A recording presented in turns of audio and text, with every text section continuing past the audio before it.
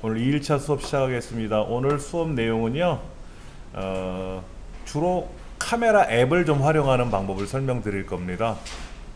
이 카메라 앱이 어떻게 움직이는지 우리가 카메라 앱들은 대부분 써보셨을 거예요. 카메라 앱도 종류가 여러 가지가 있어서 그런 설명들을 좀 할 거고요. 그 다음에 우리 질문을 좀 올려주세요 라고 했는데, 여러분 제가 질문한 거는 두 가지예요. 블루투스 페어링에 대해서 하실 줄 아시는지, 페어링이 뭐지? 블루투스가 뭐지? 하시는 분도 있겠고요. 예. 어서오세요. 그 다음에 웹브라우저에 저장된 개인정보, 쿠키 정보라든지 이런 정보들을 어떻게 삭제하는지, 관리하는지, 개인정보가 저장이 되나? 그런 것들, 이런 것들도 좀 아셔야 되거든요. 요거들은 제가 여러분한테 드리는 질문이에요. 그러니까 요 질문에 대한 답변을 여러분이 직접 여기다가 쓰셔도 되고요. 처음 오신 분은 요게 좀 어려울 수 있겠으니까 설명드릴게요. 공방에 오시면 공지사항으로 우리 강좌 목록이 들어있을 겁니다. 그럼 이제 강좌 목록을 클릭해 보시면은 제일 상단에 링크 1번이 있어요. 링크 1번. 그 링크 1번을 클릭하시면은 우리 여기 연락처라든지 지난 시간에 결석하신 분은 1주차 화면 밑에 있는 1주차에 오셔가지고 하시는 일을 좀 공개하셔도 되면 여기다 써주시고요. 그리고 오늘 2주차에 오셔가지고 질문하실 거, 저한테 궁금한 사항 있으면 질문하세요. 오늘 수업하고 상관없어도 괜찮고요. 예. 질문을 하시면 제가 그 질문에 대해서 답변을 드리고 하는 걸 수업으로 진행할 거니까요. 근데 오늘 질문이 하나도 안 올라와서 제가 먼저 질문을 두 개를 드려놨습니다. 요거는 이따 쉬는 시간 끝나고 나면 제가 여쭤볼 거고요. 예, 또 설명도 해드릴 거고요. 오늘 수업은 이제 카메라 쪽으로, 카메라 앱 쪽을 설명드릴 건데요. 여러분 스마트폰을 한번 실행해 보시기 바랍니다. 카메라 앱들은 여러분들이 많이 사용하시는데요. 카메라 앱이라고 하는 거, 앱이 뭔지는 아시죠? 앱. 영어로는 어플리케이션 소프트웨어를, 어플리케이션 프로그램을 앱이라 그래요. 줄여서 어플, 앱이라고 얘기한 거죠. 어플리케이션 프로그램, 어플리케이션 소프트웨어의 줄임말이에요. 그래서 어플이라고 줄여서 어플이라고 얘기했고 그냥 앱이라고 표현한 겁니다. 그러니까 우리들이 알고 있는 아래 한글, 엑셀, 파워포인트 이걸 다 앱이라 그래요. PC에서는. 그러니까 윈도우 8로 가면서 앱이라는 말이 등장하니까는 왜 갑자기 컴퓨터에서 앱 얘기를 하지? 스마트폰도 아닌데? 라고 오해하셨던 분들이 많이 있었어요. 저도 그 용어가 그렇게 썩 좋지는 않았고요. 그냥 지금까지 프로그램이라고 얘기를 했는데 갑자기 앱 그러니까는 이거는 우리말로 응용 프로그램이라 그래요. 응용 프로그램. 그걸 앱이라고 하는 거죠. 예. 근데 앱들마다 특성이 있죠. 위치 기반의 앱도 있고, 어떤 거는 그냥 문서 작성하는 앱도 있고, 어떤 건 센서를 움직여서 작성하는 그런 앱도 있고, 종류가 되게 많죠. 그렇죠. 그 중에서 4D라고 하는 카메라 앱이 있어요. 그럼 얘를 어떻게 설치하느냐가 또 중요하잖아요. 여러분들 앱 설치할 때 어떻게 합니까? 스마트폰에서 어플리케이션 이제 찾아가지고 플레이스토어 실행하시잖아요. 그렇죠? 그러면 여기다가 이제 뭐라고 쓰죠. 그렇죠? 뭐 4D 이렇게 쓰신단 말이에요. 이렇게. 그럼 4D라고 검색이 되면은 그때 비로소 얘를 선택하고 뭐 설치 이렇게 하지 않습니까? 그래서 저는 화면이 작아서 불편해요. 어떻게 하냐면은 플레이스토어를 직접 실행하는 거예요. 자, 인터넷에 가면 제 홈페이지에 제가 여기다가 구글에 관한 것들 쭉 모아놨는데 플레이라고 있어요. 플레이스토어. 얘를 클릭하면은 플레이스토어 창이 뜨거든요. 그럼 로그인을 하셔야 돼요. 대신에 로그인을 했지 않습니까? 제가 그럼 여기다가 푸디라고 검색을 하겠죠. 뭐라고 검색하면은 지금 여기 설치되어 있는 거지만, 예, 이렇게 설치되어 있다고 나오네요. 그렇죠? 그런데 제가 지금 사용하는 장치가 스마트폰도 있지만 태블릿도 있단 말이에요. 그러면 설치됩니다 라고 다시 눌러 가지고요, 다시 한번 얘는 또 비밀번호 한 번 더 물어보라고 하는데, 비밀번호 뭐 넣어주면 되는 거니까. 자, 설치된 거 한번 눌러 볼게요. 제가 다시요. 자, 여기 보시면은 이렇게 돼 있어요. 이미 설치되어 있대요. 요 제 태블릿도 설치가 돼 있고요, 예, 제 핸드폰도 설치가 돼 있고요. 요거는 아직 설치가 안 돼 있는데, 이거는 제가 예전에 사용하던 핸드폰인데 고장 났어요. 안 켜져요. 예, 그러니까 얘는 뭐 로그아웃을 해놓으면 여기 안 뜨는데, 로그인을 해놓은 상태에서 기계가 고장 나는 바람에 등록이 돼 버린 거예요. 등록을 해제했으면 좋았는데. 예. 그러니까 이렇게 놓고 나서 원하는 항목을 선택하고 설치 누르면 원격으로 설치가 되는 거예요. 예를 들면 하나, 제가 한번 다른 거 한번 눌러볼게요. 여기 오른쪽에 뭐가 있는데요, 뭐 이런 이제 앱들을 만약에 클릭을 했어요. 오른쪽에 있는 앱을 선택을 했는데, 얘를 설치하고 싶으면 PC 화면을 크게 볼 수 있잖아요. 이렇게요. 예. 그러다가 얘를 설치하고 싶어요. 그럼 설치 버튼을 누르고, 여기 제 핸드폰이 있지 않습니까? 핸드폰이 여기 있으니까 설치 명령을 걸어요. 설치 명령을 걸면은 제 스마트폰에 보시다시피 설치가 되고 있어요. 이거 안 나오니? 예. 여기 설치되고 있죠? 여기 설치되고 있잖아요. 어디 갔어? 여기 설치되고 있잖아요. 원격으로 설치가 돼요. 그러니까 PC 화면에서 우리가 설치 명령을 걸어 가지고 로그인을 해서 설치 명령을 걸면 여기에서 자동으로 설치가 되는 거예요. 편하죠. PC 화면에서 설치하면 큰 창으로 좀 볼 수가 있으니까요. 외부에 나가서는 어차피 스마트폰을 써야 된다면 스마트폰으로 검색해서 설치하시면 되고요. 그러면 이제 다 설치가 됐다고 하니까는 돌아가서 여기 설치된 거 플레이스토어의 목록 여기 있네요. 그렇죠? 이제 이걸 실행하는 거죠. 예. 자, 그렇게 해서 우리가 원하는 거를 선택해서 설치하시는 거예요. 푸디라는 것 한번 설치해 보시고요. 그 캠 스캐너라고는 거 있어요. 캠 스캐너. 오늘 설치할 게 좀 있어요. 설치해 보시고 마음에 드시면 쓰시고, 마음에 들지 않으시면 삭제하시면 됩니다. 푸디는 음식 사진이나 여행 가서 찍을 때 그런 사진을 촬영하는 기능이라고 보시면 되고요. 네이버가 만들었다 그러대요.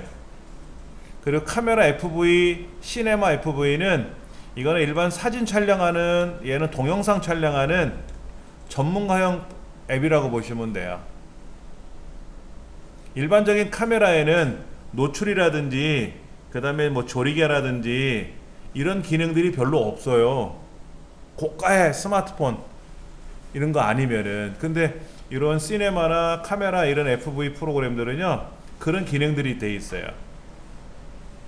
이거 좀 이따가 한번 설명을 드릴 테니까 짬 내서 푸디, 카메라 FV, 시네마 FV, 그 다음에 캠 스캐너 요거 설치해 보시고요.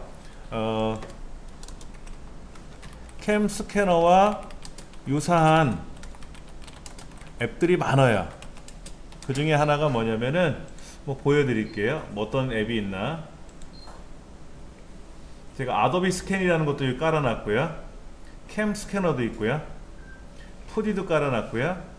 그 다음에 카메라 FV, 시네마 FV, 초고속 카메라도 있어요. 그리고 텍스트 스캐너라 그래서 우리가 서류 있잖아요. 서류.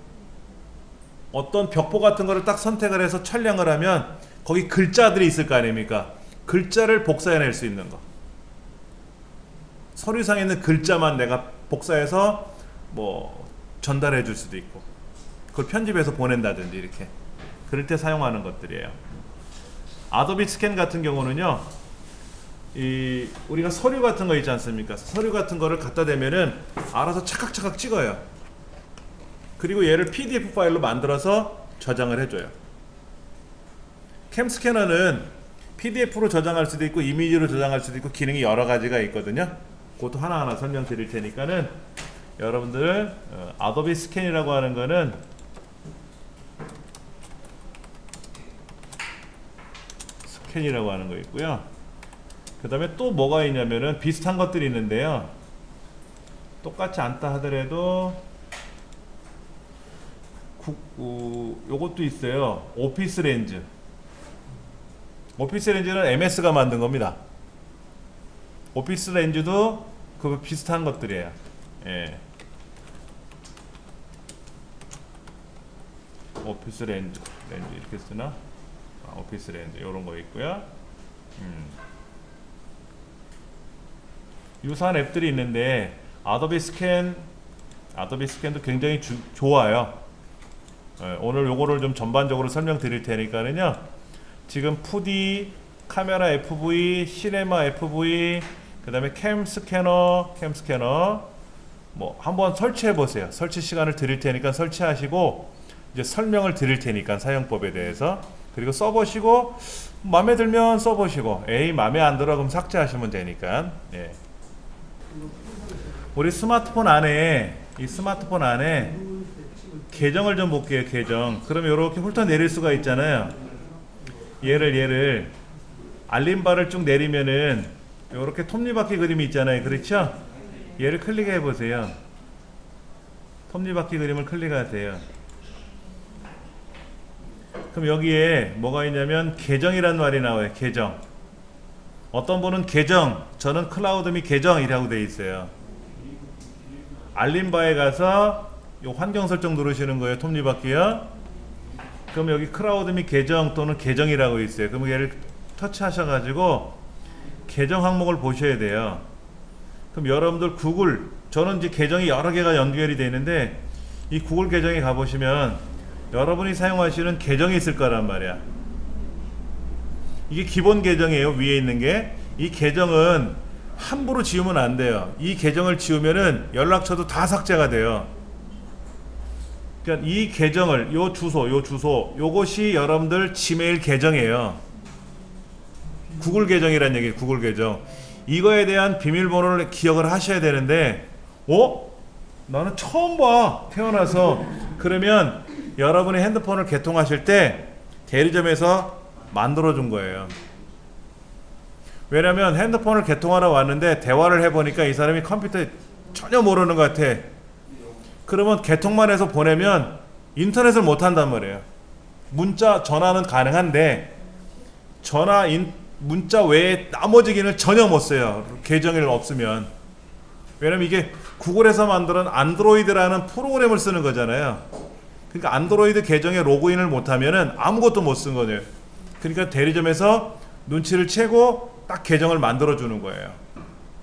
그 사람 핸드폰 가지고 회원 가입을 해서 계정을 세팅해 줘요. 근데 비밀번호는 주로 대리점에다 물어보면 돼요. 구글 계정 거기서 만들어 줬죠? 비밀번호 어떻게 만들었어요? 그러면 그 계정 뒤에다가 뭐 A예요, 뭐 B예요 라고 이렇게 알려줄 수도 있어요. 그렇게 해서 계정을 만들어 주거든요. 그 모르시면 어떻게 하느냐, 구글에 가서 비밀번호 모르겠다고 물어보면 돼요.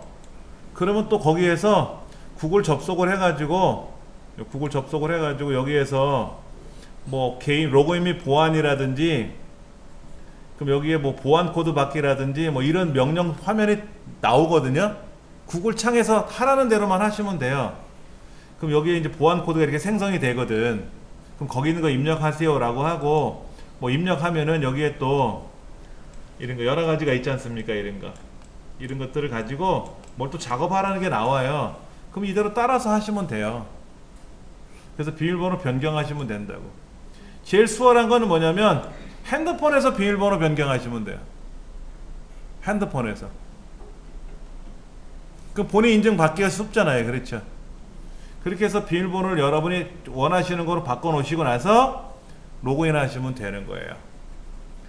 그리고 아까 제가 말씀드린 대로 이 로그인한 상태에서 검색을 해가지고 설치하시면 수월합니다 라고 말씀을 드렸는데, 그게 여기 여의치 않으시면 그냥 핸드폰에서 설치하세요. 검색해서.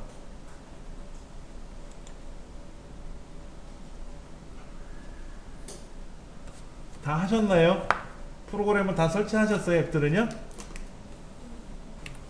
먼저 푸디부터 볼게요. 푸디요. 푸디라는 앱은요,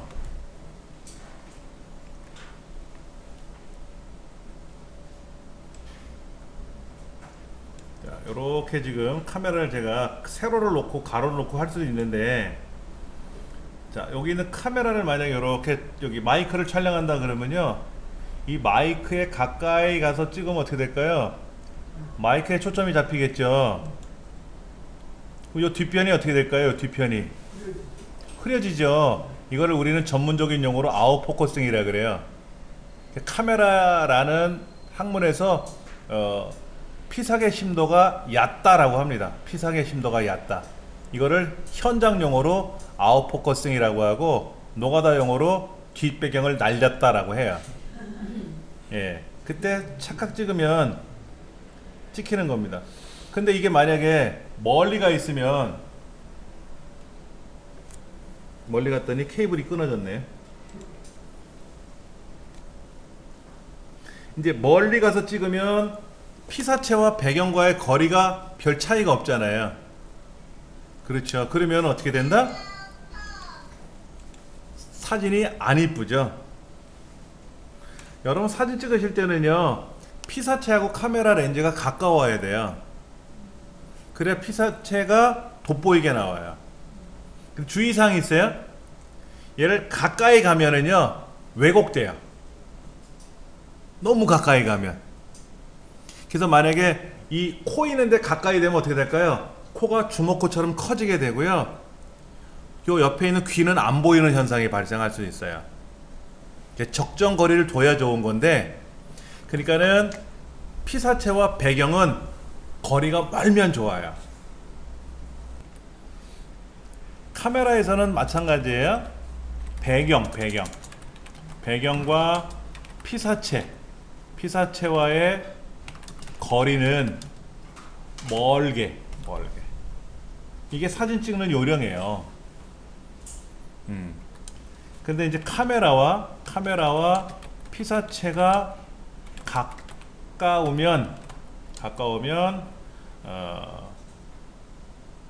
피사계 심도가 얕다라고 표현하는데, 이거를 이제 다른 말로는 아웃포커싱이라고 하죠.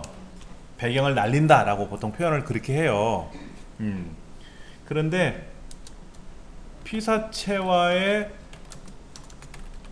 거리가 너무 가까우면 왜곡 현상이 발생하고요. 피사체가 너무 가까우면 사진이 엉망이 돼요. 잘못하면 왜곡 현상이 발생해요. 그러니까 그런 거예요. 권투 선수 있죠. 권투 선수의 포즈를 취하려면 이제 주먹을 앞으로 내밀고요, 주먹하고 얼굴이 거리가 멀죠. 카메라 렌즈가 주먹에 가깝게 와서 찍으면 주먹이 왕주먹이 돼요. 수박만한 주먹으로. 그러면 이제 권투 선수 주먹이 크고 얼굴은 작게 보이니까, 권투 선수 가장 좋은 모습이 그거잖아요. 주먹은 크고 얼굴은 작아야 될 거 아닙니까? 예. 그 다음에 이제 그 맥주집 이런 데 가면 야한 사진 걸려 있잖아요. 비키니 옷 입고 찍은 사람들. 그런 사람들 보면은 카메라가 이 가슴 쪽에 가까이 와서 찍는단 말이에요. 그러면 그렇게 왜곡 현상이 발생할 수 있어요. 외자가? 요 외자인가? 예. 자, 그런 것도 이제 요령이고요. 그러니까는 여러분들이 이제 지금은 철쭉 사진 찍으러 다닐 때가 됐죠? 벚꽃은 끝났잖아요. 예, 벚꽃 찍으러 가면 좋은데 벚꽃은 끝났으니까 이제 여러분들이 뭐 철쭉 군락지라든지 이런 데 가서 촬영할 텐데, 군락지 옆에 가서 사진 찍으면 안 돼요. 배경을 놓고 찍어야 돼요. 꽃이 더 예뻐요, 사람보다? 사람이 꽃보다 예쁘다고 하는 거는 결혼식장의 신부만 예쁜 거예요. 그러지 않고는 꽃은 사람보다 더 예쁘게 되어 있습니다. 그리고 하물며 꽃을 꽂고 다니면 안 돼요. 오해받아요. 그렇죠? 예, 꽃을 꽂고 다니면 두 가지 부류 중에 하나죠. 동막골에서 오신 분이나 미친 이런 거. 예. 아니면 뭐 결혼식장의 신부는 당연히 어때요? 예쁘니까 꽃을 꽂아도 예쁘지. 그러니까 꽃을 가까이 가서 찍는 게 아니라 배경을 놓고 찍으면 사람이 꽃보다 예쁘게 나올 수 있어요. 그것도 요령이에요.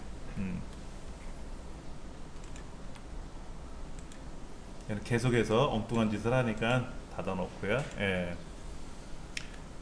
그 다음에 또 어떤 게 있는지 한번 좀 살펴볼게요. 그러니까는 한번 촬영해 보시면 아실 거예요. 그 푸디라고 하는 앱을 이용해서 찍으셔도 되는데 어떤 앱을 찍으셔도 카메라 찍는 요령은 있어요. 근데 푸디라는 앱 보시면은 그 제가 그림으로 한번 볼까요? 여기에 푸디 여기에 이렇게 생겼어요. 요런 거 요거 오른쪽에 보면 요런 그림이 있죠? 얘 눌러 보시면은 여러 가지 기능이 있어요.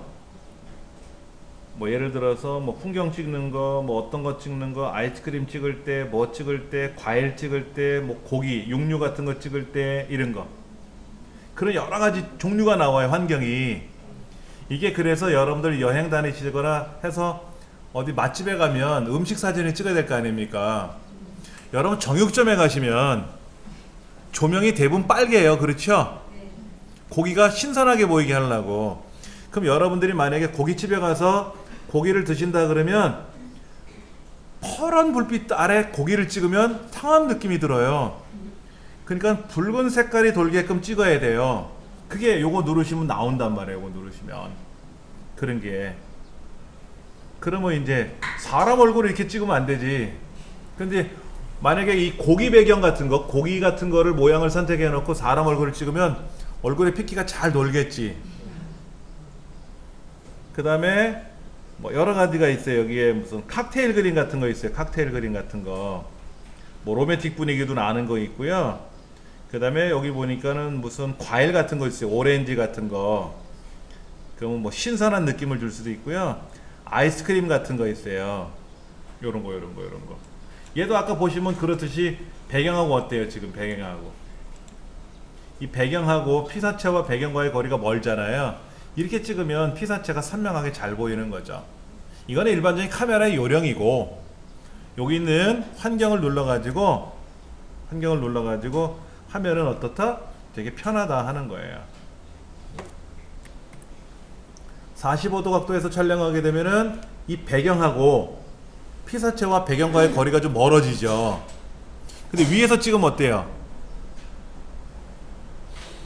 위에서 찍으면 바닥과의 피사체와 바닥과의 거리가 짧지 않습니까? 그러니까 사진이 안 예쁘죠. 여러분이 예를 들어서 어디 뷔페를 갔어요. 음식을 쫙 펼쳐놨어요. 그런 거는 위에서 한 장 찍어야 되겠고 전체적인 사진을 찍어야 되니까 그 외에는 하나씩 찍는 거예요. 하나씩.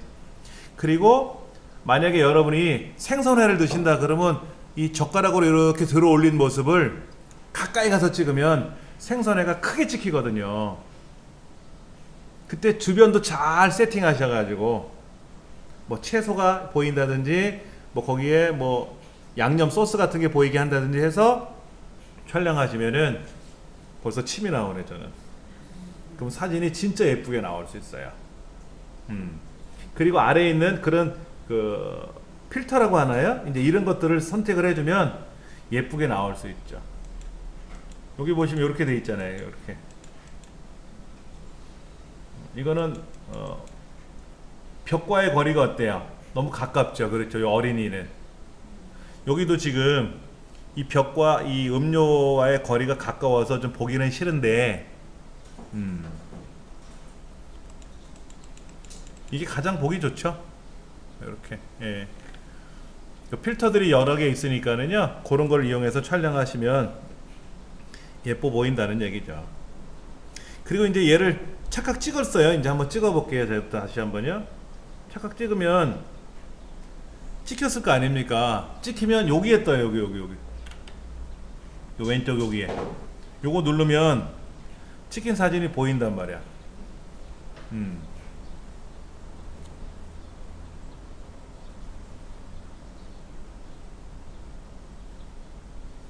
그리고 이제 갤러리로 가시면, 찍고 나서 이제 갤러리로 가시면은 갤러리에 폴더가 보여요. 폴더가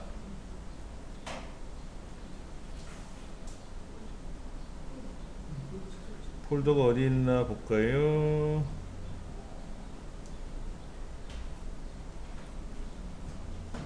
응? 안 보인다? 사진에 가보면 보이는데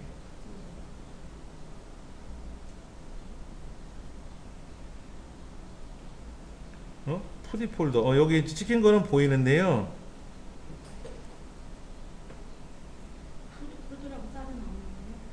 푸디라는 폴더가 보이시나요? 네. 예, 거기 있네요. 푸디라는 폴더에 사진 찍힌 게 보여요. 저도 지금 그 푸디 폴더에 지금 사진 찍혀 있는 게 보이는데 이제 잘 안 나오네요. 예, 제 핸드폰은 잘 보여요.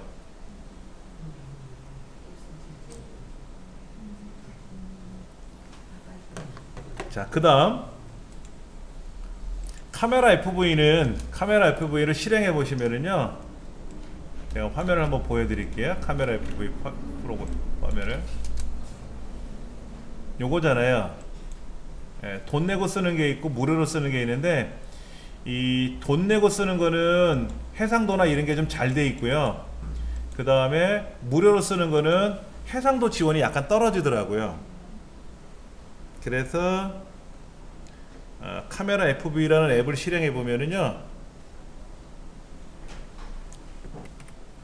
여기 보시면 화면상에서 여기 보면 뭐 여러가지 이런 기능들이 보여요. AWB, 뭐 AF, 뭐 요런 거, ISO, 플러스 마이너스 요런 그림들이 보이는데, 요 그림들 요거 이거 화이트 밸런스라 그래요. 화이트 밸런스. 전문가 용어예요. 예.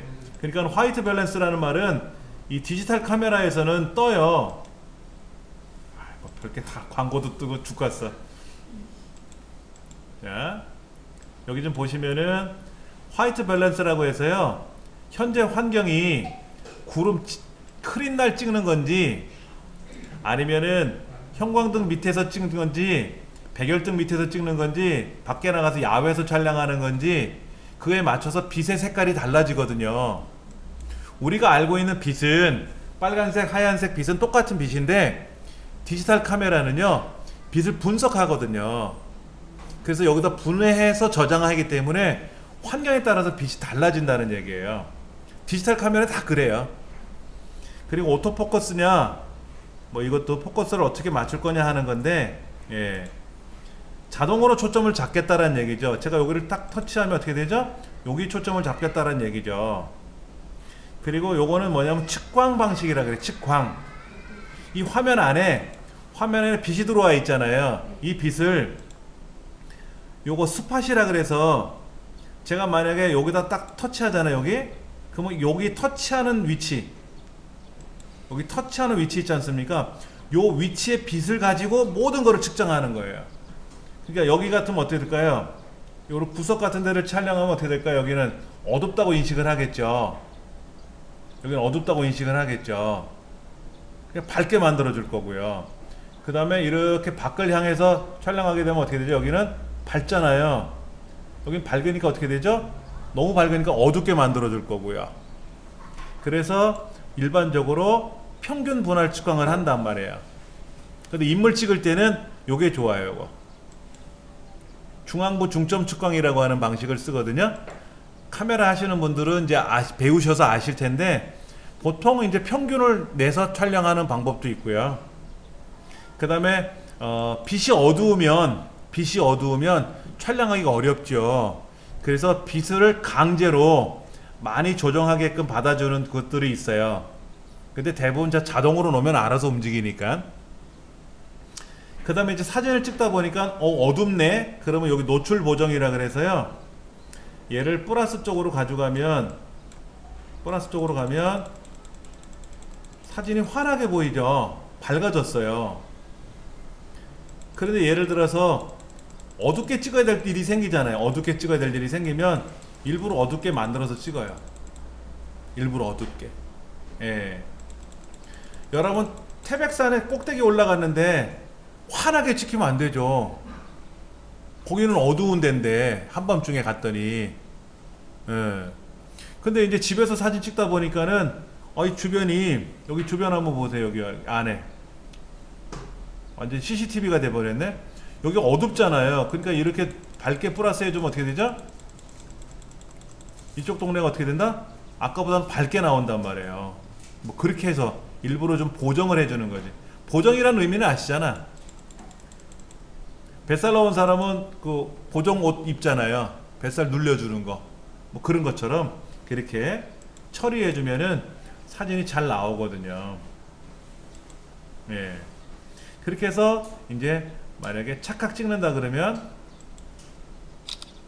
이것도 이렇게 위에서 찍는 거하고 얘를 위에서 찍는 거하고 얘를 예를 들어서 측면에서 이렇게 찍는 거하고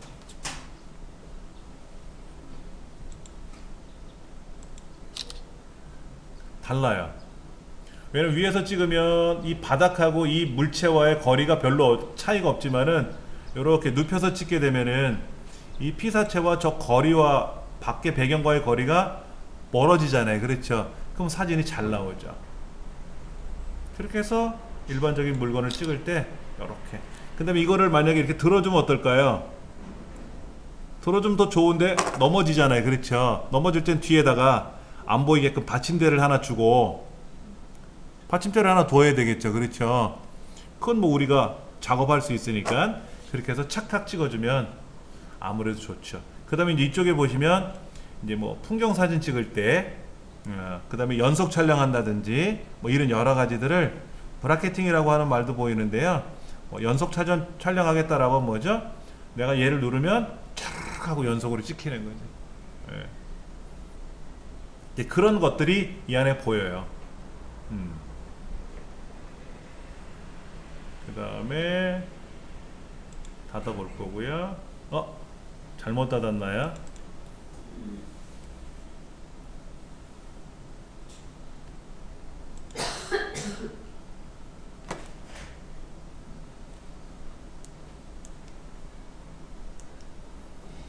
핸드폰이 안 열리나요?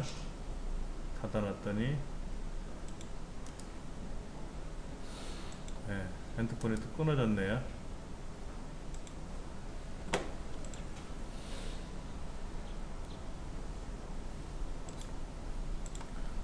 오늘 속을 많이 새깁니다. 여기에는 아까 뭐라고 했다가 측광 방식이라고 해서 뭐 중앙부, 그 다음에 스팟, 그 다음에 평균 분할 이런 여러 가지 방식이 있고요. 그 다음에 노출 보정이라든지 화이트 밸런스라든지 이런 말들이 나오거든요. 이제 그런 것들을 촬영할 수가 있죠. 맞춰가지고. 그리고 뭐 연속 촬영이라든지 이런 것들도 우리가 할 수가 있게끔. 또 작동되나요? 지 혼자? 죽겠습니다. 이런 것들도 이제 할 수가 있는 기능이 있어서 좀 좋아졌죠. 네.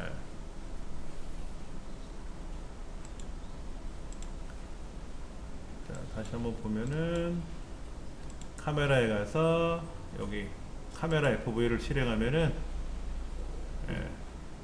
이렇게 해서 여러 가지 방법을 이용해서 촬영이 가능하다는 거죠. 제가 모르고 아까 이게 닫기 눌렀죠? 네. 되돌아가면 되는데. 예.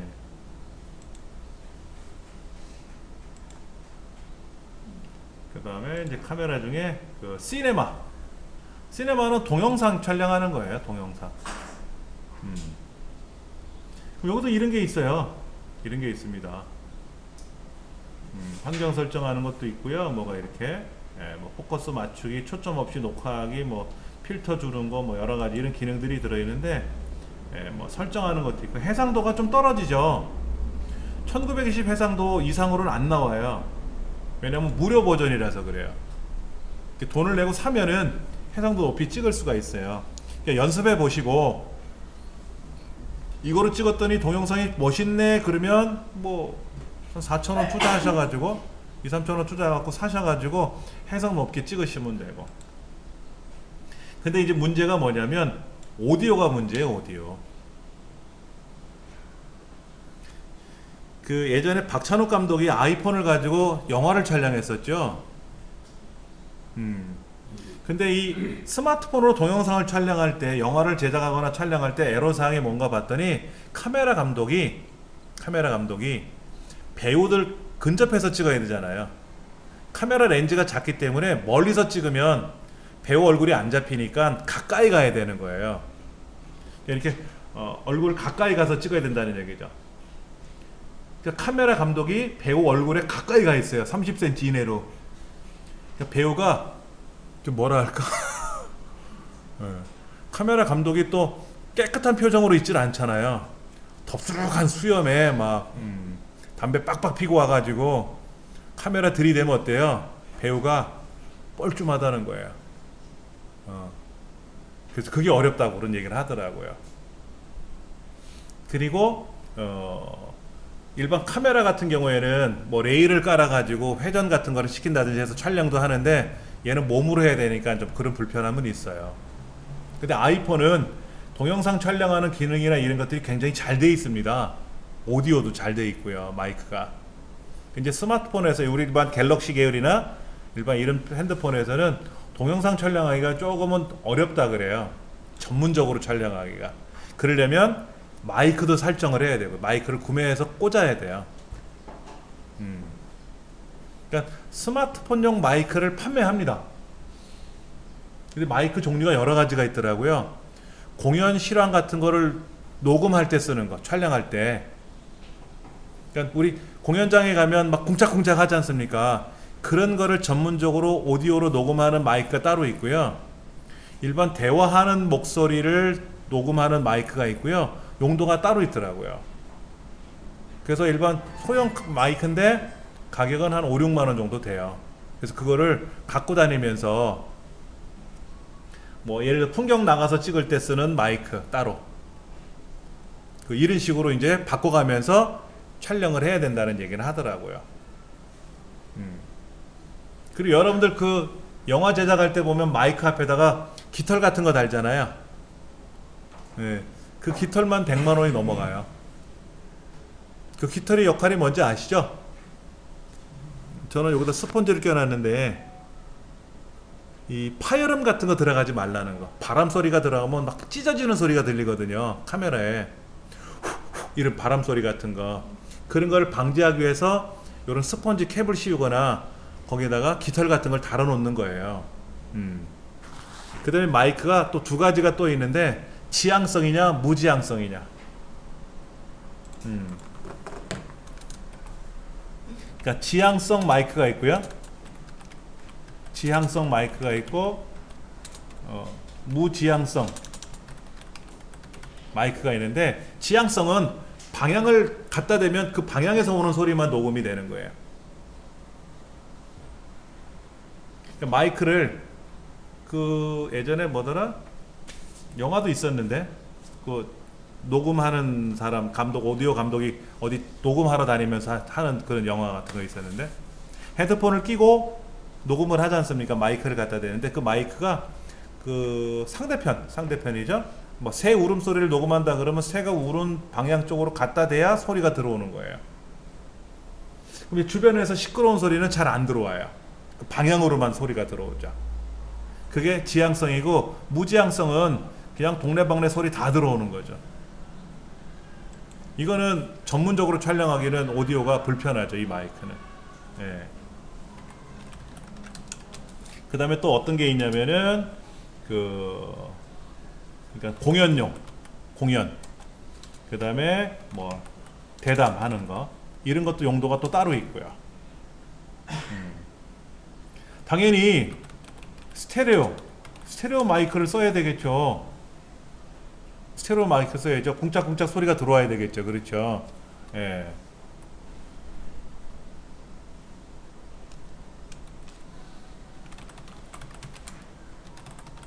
이런 것도 중요하고요. 그런 걸 맞춰가지고 여러분들이 하셔야 되는데, 제가 지금 사용하는 이 녹음용 마이크는 컴퓨터용 마이크예요. 스마트폰에서 작동이 안 돼요. 여러분 그 가정에서 쓰는 우리 헤드폰 이런 거 있지 않습니까? 그 헤드폰하고 우리가 사용하는 스마트폰하고 스마트폰 이어폰하고 달라요, 모양이. 아십니까? 마이크의 규격은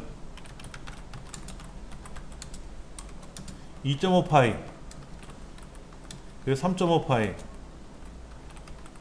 2.5파이 3.5파이라는 말이 나오고요. 또 3극 4극 이런 말들이 있어요. 그 오디오 잭이죠. 오디오 잭이 모양새가 다릅니다. 2.5파이는 2.5mm, 3.5파이는 3.5mm인데 3.5파이라고 하는 거 지름이 3.5라는 얘기죠. 우리들이 사용하는 오디오 또 스마트폰에 꽂는 잭 있지 않습니까? 그게 3.5파이예요. 그것도 아셔야 돼요, 여러분들이. 2.5파이는 거의 안 써요. 너무 얇아가지고. 네. 자, 여러분들 여기다 한번 제가 검색해 볼게요. 3극, 4극 요걸 한번 제가 검색해 볼게요. 3극, 4극. 여기 있네요. 여기 잘 그려져 있네. 네. 자, 여기 보시면 3극, 4극 여기도 있네요. 여기가 지금 녹색이 2개가 들어 있고 여기 붉은색이 2개가 들어 있잖아요. 그럼 금속 단자가 하나, 둘, 3개로 구성되잖아요. 이게 3극. 이게 3극이고요. 요 그림 보시면 여기 금속 단자 부분이 하나, 둘, 셋, 넷. 여기는 하나, 둘, 셋. 그래서 밑에 건 3극, 위엔 4극. 그러니까 4극은 스마트폰에서 이어폰도 되고 마이크도 되게끔 하는 게 4극이고요. 3극은 그냥 소리만 듣거나 녹음만, 오디오 마이크로만 쓰거나 하는 전용으로 쓰는 거고요. 여러분 이어폰 한번 빼보세요. 여러분 사용하시는 스마트폰 이어폰을 보시면은 3극, 4극 대부분 다 4극이죠. 4극이죠. 예. 요렇게 하나, 둘, 셋. 그러니까 여기 금속 단자가 하나, 둘, 셋, 넷 이렇게 되니까는 4극이 되는 거예요. 이렇게 4극으로 되어 있는 거죠. 그렇죠. 3극, 4극이라는 개념이 그런 거예요. 여기도 보면 이렇게 여러 가지가 있는데 4극과 3극이 있고, 그 다음에 요건 뭐냐면요, 시중에 나가면 판매를 하는데 여러분 컴퓨터에 보시면 오디오 단자가 있고 스피커 단자가 있잖아요. 그거를 마이크는 마이크대로 꽂고 이어폰 꽂는 스피커 꽂는 데서 꽂아요. 그래놓고 여기다가 우리 스마트폰 잭을 꽂는 거예요. 그럼 스마트폰으로 말도 하고 소리도 들어요. 원래 헤드셋을 보시면 마이크 꽂는 게 있고 이 스피커 꽂는 데가 따로따로 있잖아요. 그렇게 2개를 꽂아 가지고 여기에서 스마트폰용 이어폰을 이어잭을 꽂으면 스마트폰 이어폰 잭으로 헤드셋처럼 말도 할 수 있고 말도 들을 수가 있게끔 요런 거 팔아야 한 3,000원 정도 팔아요. 근데 노트북은요, 노트북은 그냥 스피커 잭에다 꽂으면 음성도 들어가고 나가고 다 하더라고요. 요즘 나오는 노트북은요, 이어폰 저기 스마트폰 잭 있지 않습니까? 이어잭을 꽂으면 다 돼요. 별도 이런 장치 없이도. 제가 사용하는 노트북은 옛날 거라서 이게 필요하지만 요즘 구매한 걸 보니까 애들이 그냥 스마트폰 꽂아가지고 그거로 듣고 말하고 다 하더라고요. 그러니까 대화할 때 많이 쓰죠. 대화할 때. 요런 것들도 다 있으니까는 참조하셔야 돼요. 예.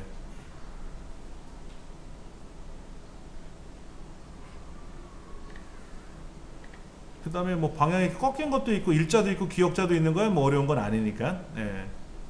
그런 게 있다더라 하는 거. 그게 이제 우리 중요한 거죠, 사실은. 이런 거. 예. 이건 주로 이제 내가 나가서 여행 가서 촬영을 할 때 사용하는 용도고요. 중요한 거는 이제 오늘 가장 키포인트는 캠 스캐너인데, 캠 스캐너를 한번 실행해 볼게요.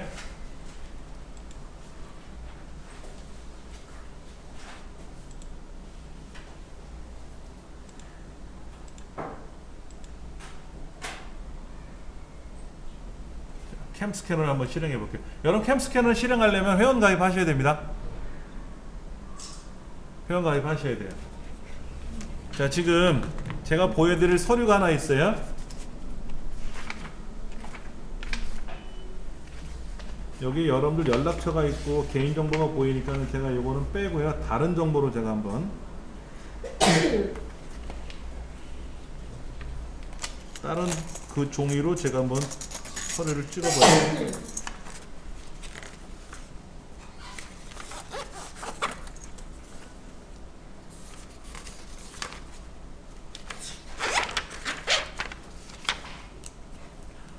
무슨 얘기냐면 이런 서류를 보내달래요. 서류.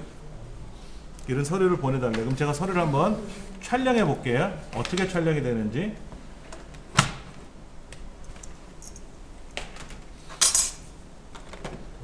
자, 일반 카메라로 촬영해 볼게요.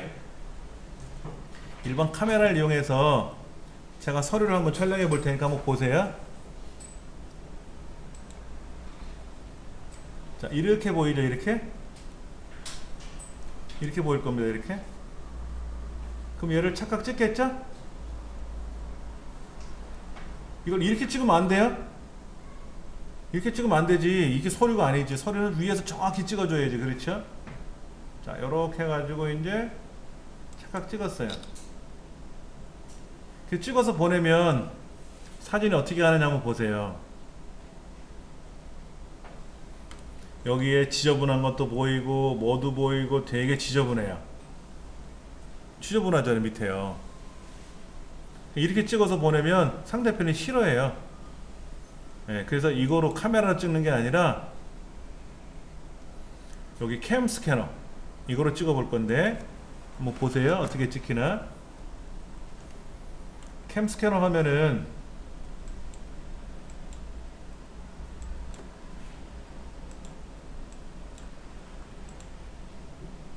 요런 식으로 창이 뜹니다. 요렇게. 그럼 저 밑에서 카메라를 새로 찍겠다라고 하면 되고요. 이거는 다 예전에 찍은 거 이어서 찍겠다라는 얘기고, 얘를 카메라에 눌러요. 그럼 카메라가 작동이 되겠죠. 자, 카메라가 이렇게 작동이 됩니다. 자, 보이시죠? 자, 얘를 찍을게요.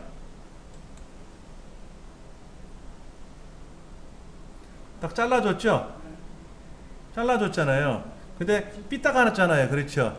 얘를 체크 버튼 눌러주면은요, 쫙 모이죠?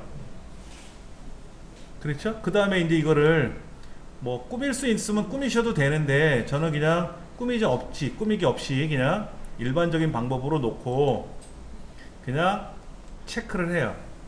그럼 얘가 저장이 된 거예요. 근데 얘는 사진으로 저장된 게 아니라 그냥 이 앱 안에 저장이 됐거든요. 그럼 얘를 꾹 눌러서 갤러리에 저장을 해야 돼요. 자, 보세요. 이렇게 촬영한 사진이 나왔지 않습니까? 그럼 얘를 꾹 눌러서 갤러리에 저장을 하면 얘도 갤러리에 저장이 돼요. 그 다음에 이제 이걸 PDF로 만들어서 보낼 수도 있어요. 그럼 사진이 여러 장 있을잖아요. 그럼 제가 또 찍고 싶어요. 그러면 또 해서 다른 사진이 종이가 여기 또 하나 있으니까 얘를 한번 더 찍어 볼게요.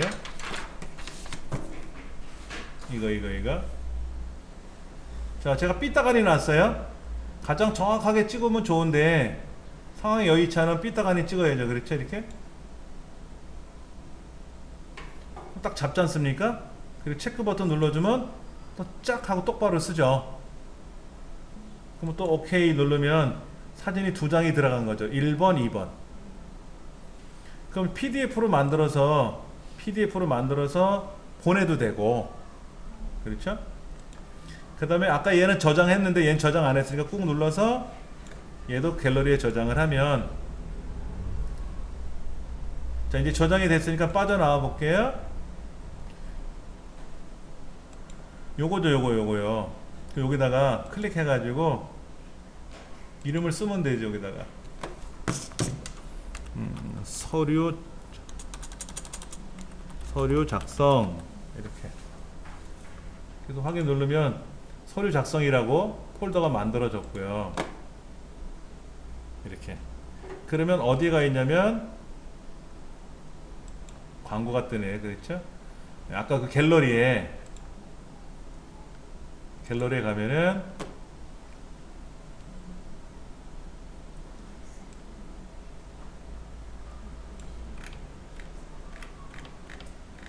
픽처, 여기 잠깐만, 픽처에 가보면 이제 아까 저장한 거 1번 2번 순서에 따라서, 그러면 이제 이거를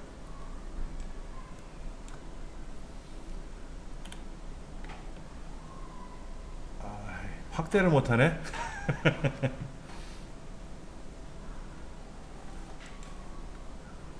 확대를 해보고 싶은데 안 움직여지죠. 여기서는 마우스 갖고 하려니까. 예. 그럼 선명하게 확대도 돼요. 깨끗하게 촬영이 된 거죠. 그냥 보통 이제 예를 들어서 뭐 좀 촬영해서 보내주세요 그러면 이런 벽보 같은 거 있잖아요. 벽에 붙어 있는 안내문이라든지 이런 공고문 같은 거 떠 있지 않습니까? 그걸 찍어서 보내달라 그러면 카메라로 삐딱하니 찍어서 보내거든요. 그럼 알아는 볼 수 있는데 아쉬워요. 좀 깔끔하게 찍어서 보내면 좋을 텐데.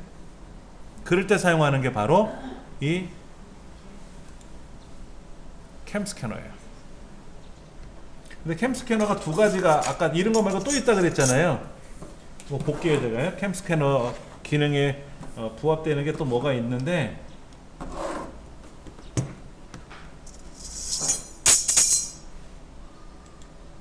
아까 아도비 스캔이라고 있었다 그랬잖아요. 아도비 스캐너. 얘를 한번 실행해 볼게요. 한번 보세요. 자, 아도비 스캔도 마찬가지로 아도비 회원 가입하셔야 돼요. 자, 이제 갖다 댑니다. 지금 한 장 찍었고요.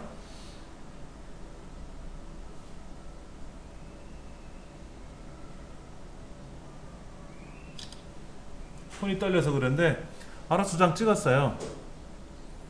2장 찍었지 않습니까? 그럼 여기 가서 보시면은 1번 2번 찍었잖아요. 얘도 깨끗하게 찍혔죠? 그냥 갖다 대면 찍어요. 갖다 대면 찍어요. 그리고 PDF로 저장하면 이 두 개의 사진 이미지가 PDF 파일로 저장이 됐으니까 파일을 통째로 보내면 되잖아요. 예. 요 텍스트 인식 중에도 있네요. 요 밑에 거는 벽보 붙은 거를 이제 찍은 건데요. 자, 시간이 걸리니까. 예. 제 핸드폰이 이 저가 폰이라 처리 능력이 좀 떨어집니다. 그래도 잘 찍었어요. 편리하게. 예.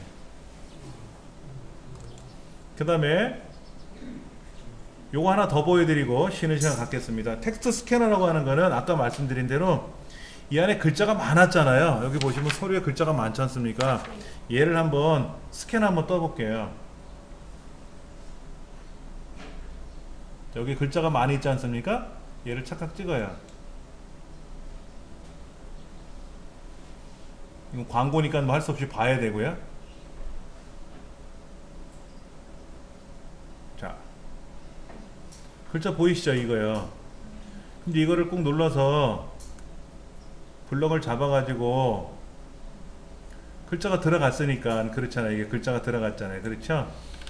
이거를 이제 우리가 어떻게 한다? 복사하면 되죠. 여기 복사해서 뭐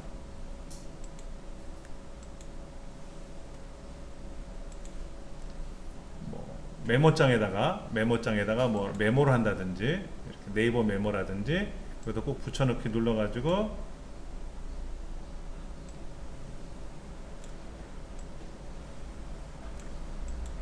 그럼 글자가 들어갔잖아요. 그렇죠? 글자가 들어가잖아요. 그럼 이 글자를 또 편집해가지고 보내면 돼요. 이거 여러분 보고 입력하려면 얼마나 오래 걸리겠습니까? 글자를 이렇게 분석을 한단 말이에요. 깜짝 놀랐어요. OCR 기능이 이렇게 잘 되는가 하고. 이게 예전에 카이스트에서 OCR 프로그램을 뭐 80년대, 90년대 계속해서 개발을 했었어요. 그런데 분석 능력이 60%, 70%밖에 안 된다 그랬거든요. 근데 공짜잖아, 이 앱은요. 근데 이렇게 잘 돼요. 이렇게 잘 돼요. 예. 물론 여기 글자가 빠진 것도 있는데, 뭐 진행되는 강좌입니다, 뭐 이렇게 글자가 뭐 빠진 것 같은데 너무너무 잘 돼 있죠. 이게 좀 제가 흔들려서 찍은 거지만 정확히 잘 찍으면은요 글자 손실 없이 다 나오거든요. 요런 거 보세요. BR 태그, HTML 태그까지 그대로 다 인식되잖아요. 이렇게 잘 되는 거는 거의 드물어요, 솔직히. 예. PDF 파일로 아까 저장하는 기능을 했었어요. 그렇죠? PDF 파일로. 그래서 앱들 중에는, 카메라 앱들 중에서는 어떤 거를 이제 촬영해가지고 뭐 캠스캐너라든지 그런 PDF로 저장하고 아도비 스캔도 PDF로 저장을 했잖아요. 그럼 PDF로 저장했으니까 얘를 서류를 한번 열어봐야죠. 그렇죠?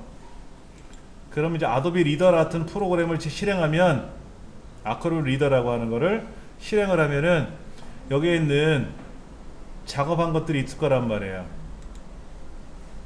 여기 가서 이런 것들이 있고, 예, 최근에 이제 다운로드 받은 제가 스캔한 거, 이런 것들. 요거죠. 방금 전에 했던 거죠. 사진 2장을 가지고 스캔 뜬 거예요.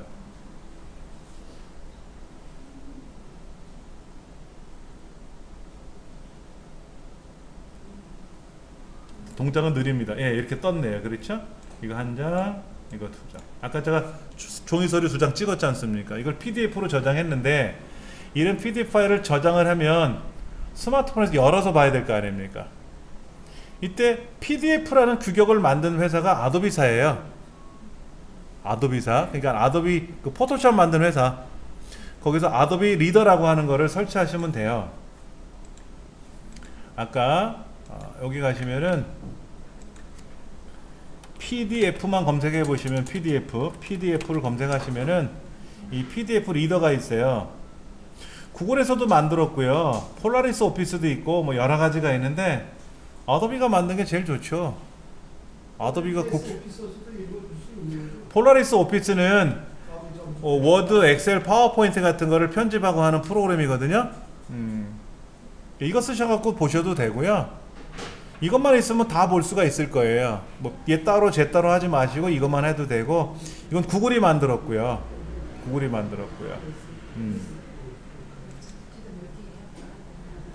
그러면 이제 아크로벳 리더라고 하는 거, 이거를 설치하시면은 다 보실 수가 있습니다.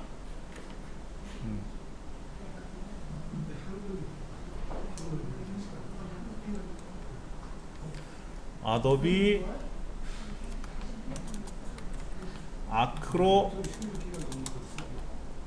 아크로벳 리더라고 되어 있죠. 아크로벳 리더. 또 한 가지, 스마트폰에서는 인쇄를 어떻게 할까요? 이거죠. 이게 힘들어. 이게 프린터로 인쇄를 하고 싶은데 어떻게 인쇄할 거냐 하는 거죠. 저거는 어떻게 했냐면, 예전에는 스마트폰에서 저장한 사진이나 문서나 이거를 USB 케이블로 연결을 해서 스마트폰이 이렇게 연결이 되면은 이 안에 이제 연결된 저장된 데이터가 있을 거 아닙니까? 이 안에 들어가서 이 데이터를 찾는단 말이에요. 이렇게 저장해 놓은 데이터가 있단 말이에요. 예. 이런 것들 여러 가지 이런 교환들이 있잖아요. 이런 파워포인트로 만드는 거. 그러면 얘들을 이제 PC로 복사를 해가지고 PC에다 이제 저장을 해가지고 PC에서 열면, PC는 프린터가 연결되어 있으니까 인쇄가 쉬울 거란 말이에요. 그렇죠. 그럼 스마트폰에는 내 PC랑 연동이 안 돼 있지 않습니까? 그러면 이 스마트폰 안에다가 뭐를 해야 돼요? 프린터를 설치해야죠. 프린터를 설치해야 되지. 한번 보여드릴 거예요.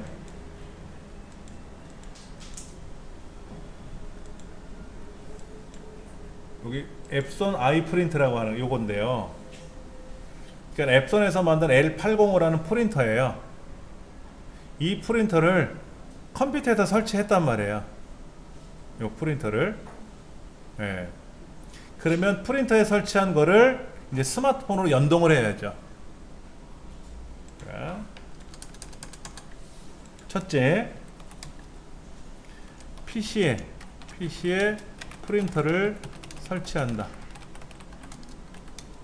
그 다음에 프린터 기종에 맞는 스마트폰용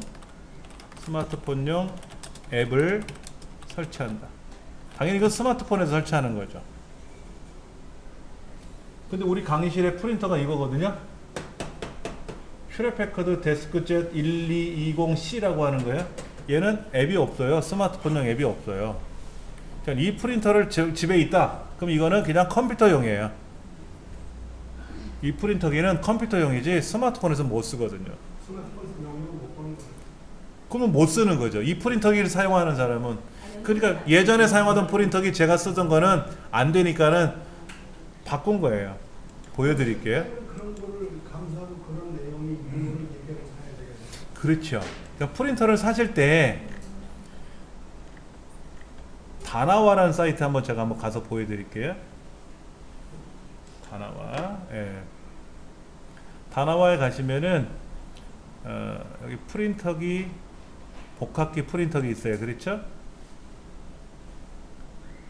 그 다음에 복합기. 삼성전자, 삼성전자, 앱손, 여러 가지가 있는데 이 프린터기 안에 모바일 프린팅 된다고 써 있네요. 모바일 프린팅이 된다고 그랬고요. 여기도 크라우딩 프린팅, 이메일 프린팅, 에어 프린팅, 모바일 프린팅. 에어 프린팅은 뭐지? 무선으로 인쇄하는 거죠. iOS 기기만, 그냥 아이폰만 된대요. 갤럭시는 안 된대요. 그럼 갤럭시는 어떻게 한다? 모바일 프린팅 하면 되지. 이건 모바일로 하면 되고, 에어 프린팅이란 말이 아이폰용으로 나온 말이라서 그런 거죠. 이메일 프린팅은 뭐냐면, 제가 여기 프린터기 있잖아요. 이 프린터기에 고유 주소가 있어요. 프린터를 설치하면은 이 프린터기에 고유 전자우편 주소가 나와요. 모바일이 지원되면. 그러면 제가 인쇄하고 싶은 내용을 그 전자우편 주소로 보내요. 그럼 저희 집 프린터로 인쇄가 쫙 되는 거예요. 그러니까 제가 아까 여기 있는 거 있잖아요. 이거. 얘를 제가 프린터 명령을 걸어서 인쇄를 할 거 아닙니까? 그럼 여기서도 저희 집으로 인쇄할 수가 있어요. 그러니까 와이파이로 하는 게 아니라 요거 이메일 프린팅으로. 예. 근데 이제 이게 저희 집 프린터가, 저희 집에서는 프린터가 와이파이로 돼 있을 거 아닙니까? 그러면 제 핸드폰에서 딱 선택하고 인쇄, 그러면 프린터가 쫙 찍히지. 집에서는. 그러니까 이런 프린터를 사셔야 돼. 이런 프린터를. 여기 보니까 모바일 프린팅 지원된다 그랬잖아요. 그렇죠? 이거. 그러니까 이거를 사셔야 인쇄를 하든 말든 하는 거지. 예. 제가 샀던 거는 앱손 제품이었는데요. 예전에 사용하던 게 290이라는 프린터기예요. 사진 인쇄하는. 예. 근데 오래된 제품이라 여기 지금 안 나올 것 같은데, 이번에 산 거는 805. 850은 뭐냐면 앞에 LCD 화면이 있어서 화면 보면서 작업이 가능한 거고요. 805는 LCD 창이 없는 프린터기예요. 가격은 아무리 비싸죠. 그렇죠? 예. 가성비에 비해서 어느 제품이 전 8059요. LCD 창이라는 말은 뭐냐면 요 프린터기 앞에 그림에 보시면 여기 이렇게 화면이 떠 있어요. 그러면 여기에다가 USB 케이블을 연결해 가지고 컴퓨터 없이 사진을 여기다 연동을 해요. 카메라, 디카 메모리를 꽂으면, 그럼 여기에 카메라로 촬영한 사진들이 보이거든요. 그럼 여기서 선택해 가지고 인쇄도 가능해요. 우리는 컴퓨터를 켜서 작업을 하잖아요. 이 자체만 갖고도 되거든요. 그런데 어차피 컴퓨터로 보면서 작업하는 게 수월해서 예전에 사용하던 프린터기는 요 LCD 창이 있는 걸 샀었어요. 근데 한 몇 년 쓰면서 몇 번 안 써봤어요. 어차피 컴퓨터로 편집해서 인쇄하니까. 그래서 이번에는 이걸 안 사고 요거 없는 거, 없는 게 싸니까. 이건 810이네요 805보다는 비싼 건가 보지. 805 810. 프린터기는 가성비에서 앱선이 제일 안 거예요. 프린터는 가성비에 비해서 앱선이 제일 안 나요. 아, 그건 아니고요. 알려드릴게요. 여러분 프린터 사실 때 어떤 거를 중점으로 보시고 사세요?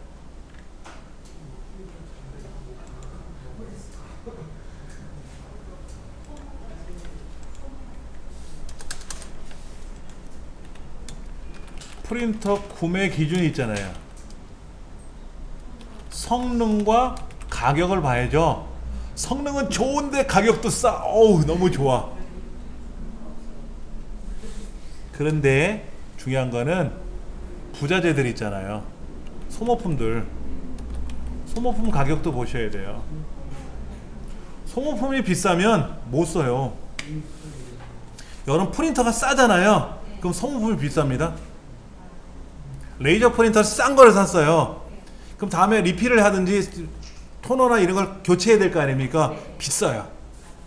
레이저는 왜요? 아, 레이저가 뭐고 가네. 잉크젯 프린터도 그래요. 그래요? 여기 사무실에 있는 프린터기는 굉장히 비싼 거거든요. 그 프린터기에 맞는 소모품들은 싸요. 아, 생각해보세요. 회사에서 비싼 거 사줬잖아.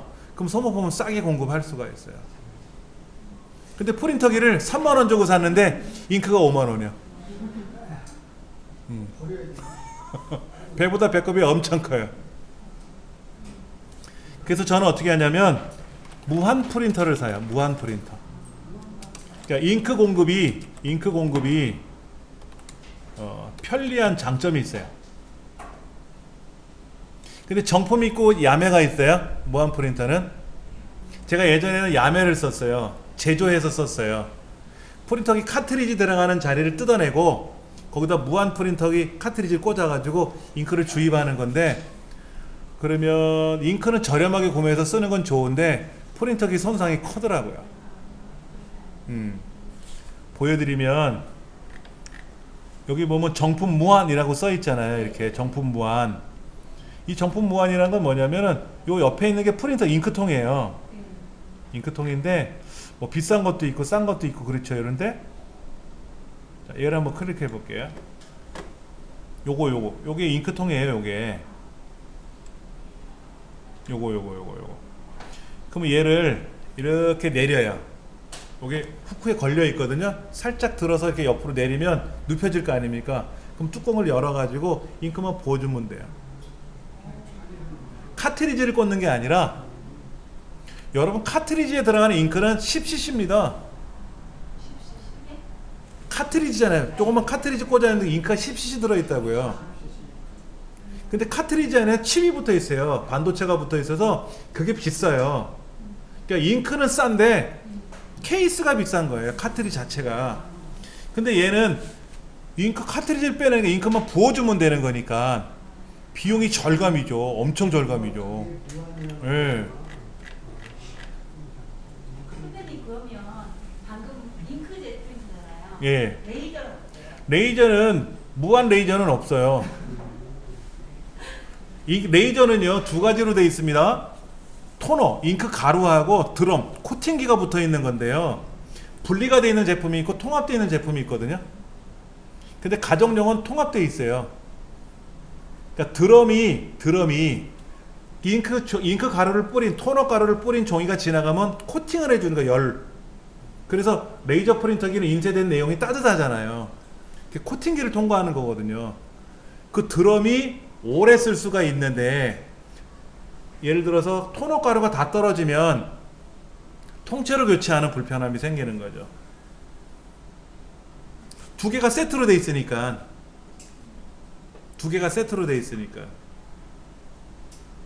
근데 이게 비싼 프린터기들은 잉크 가루 따로, 드럼 따로 꽂아 쓰거든요. 그러면 드럼은 성능은 살아있으니까 잉크 가루만 넣어주면 되잖아요. 그렇죠?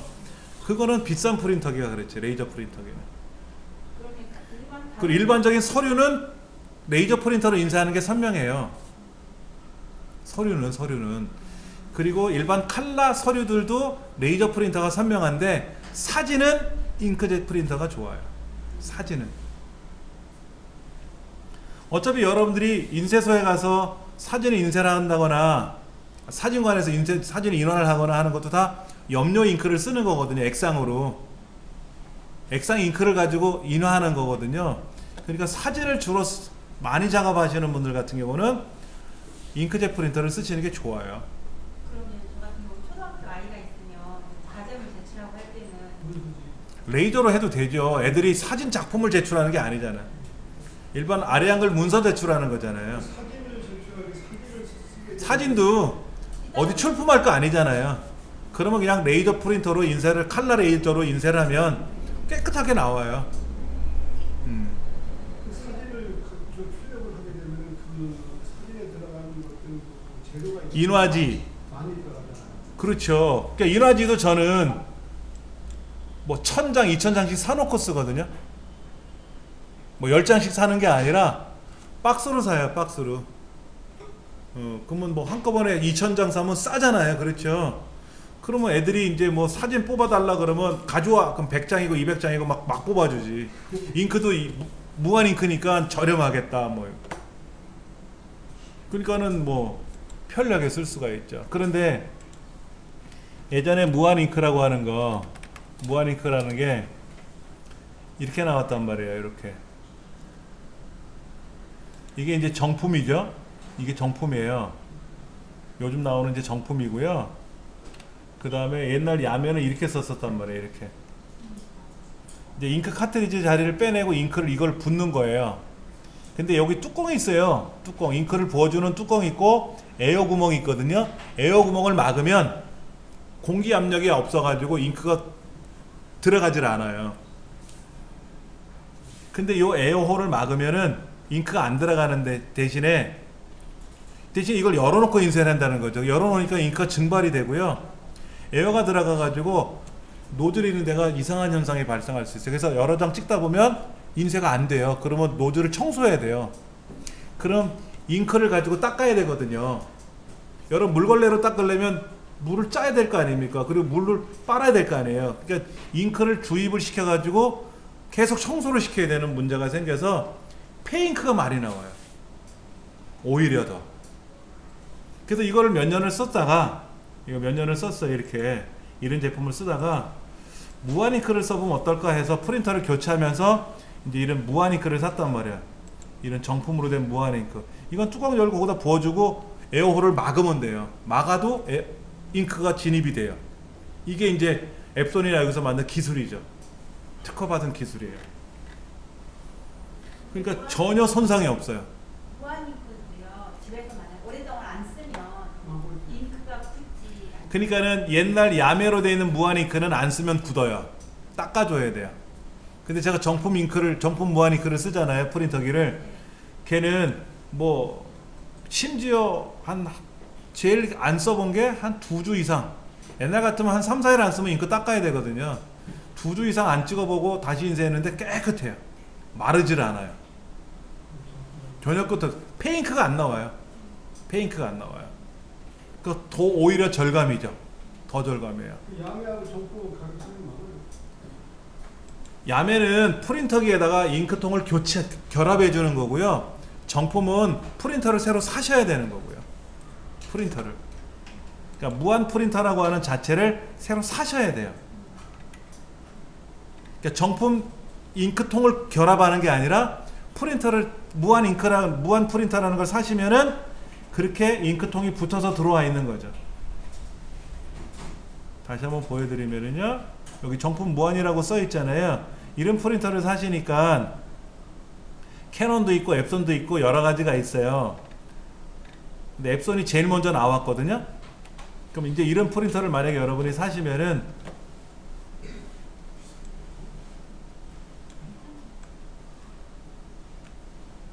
여기 있잖아요. 여기 오른쪽에 여기 잉크통이 있잖아요.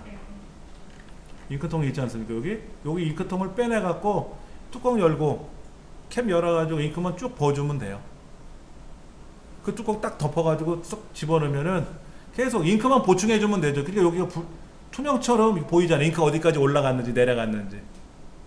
그 잉크가 얼마큼 찼는지 안 찼는지 보시고 잉크가 모자라면 또 계속 부어주면 되고. 이렇게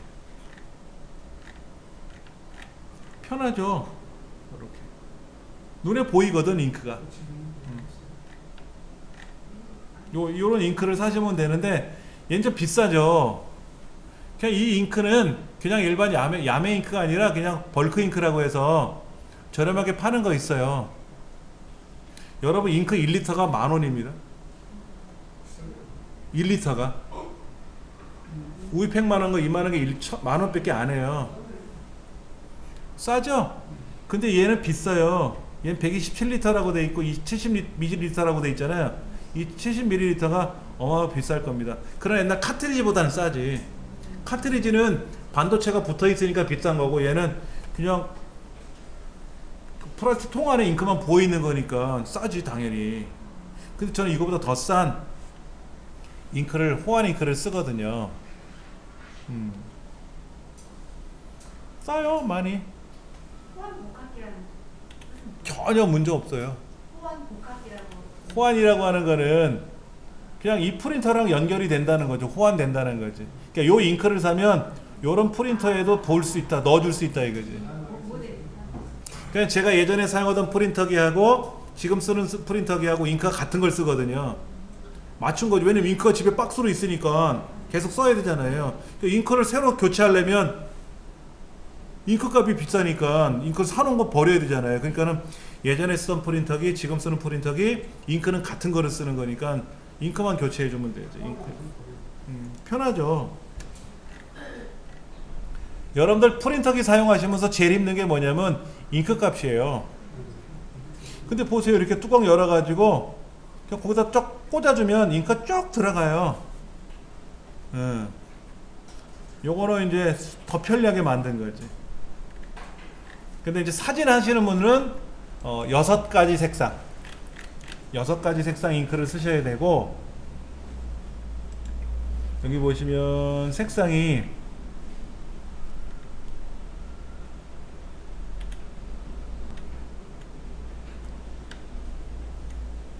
어디 갔어?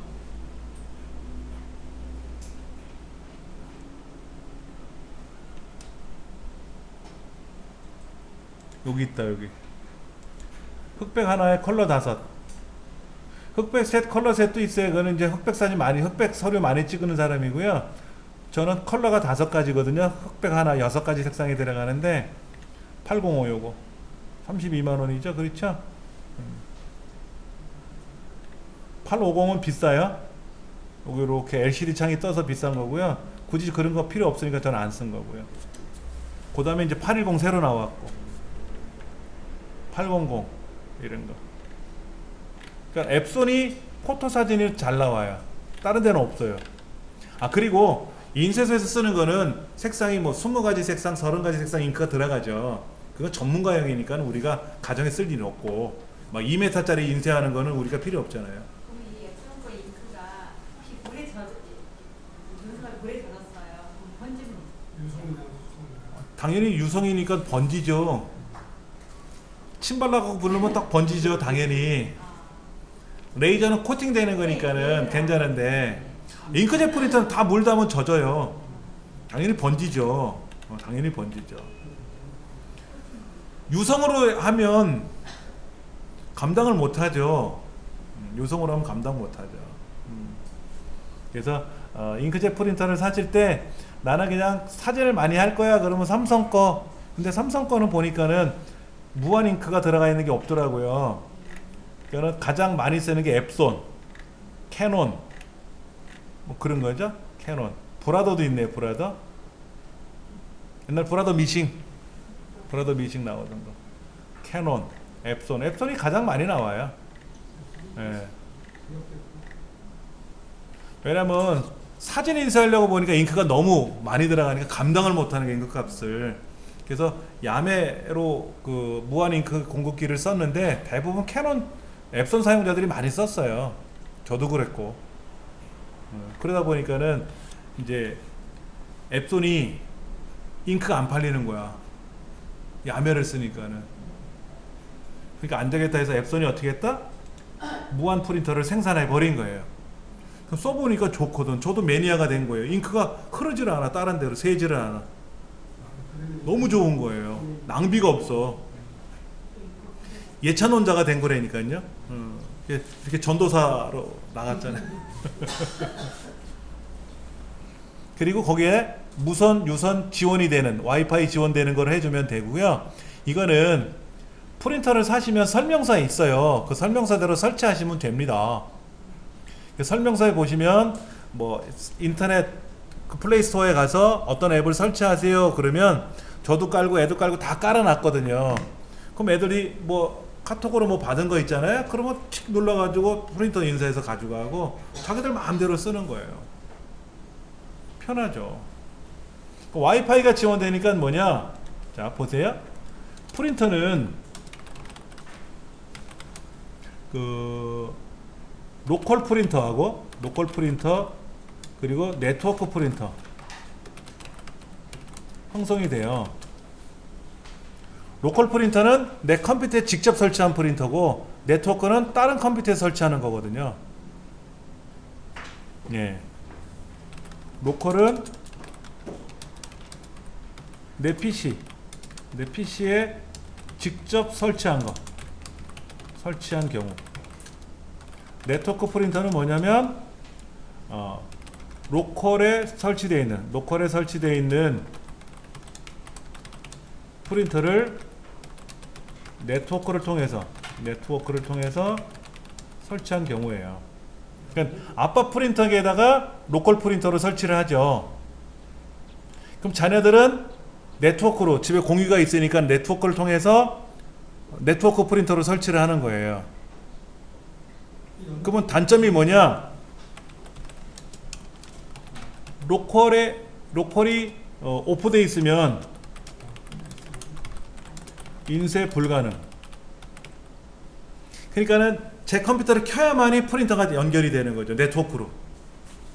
그럼 애들이 이제 일찍 와서 인쇄를 하고 싶으면 제 컴퓨터를 켜야 된단 말이에요.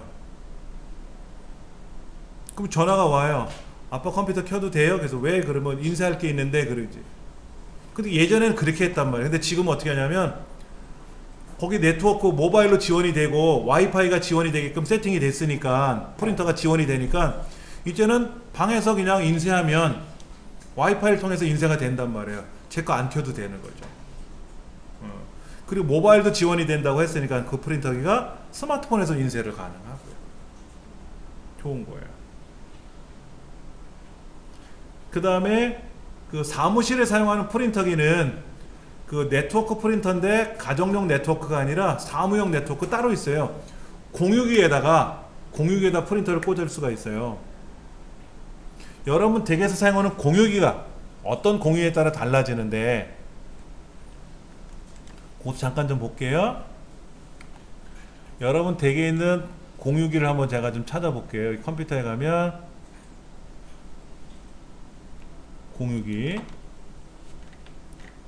공유기가 있잖아요. 이렇게 어마어마하게 보이는데요.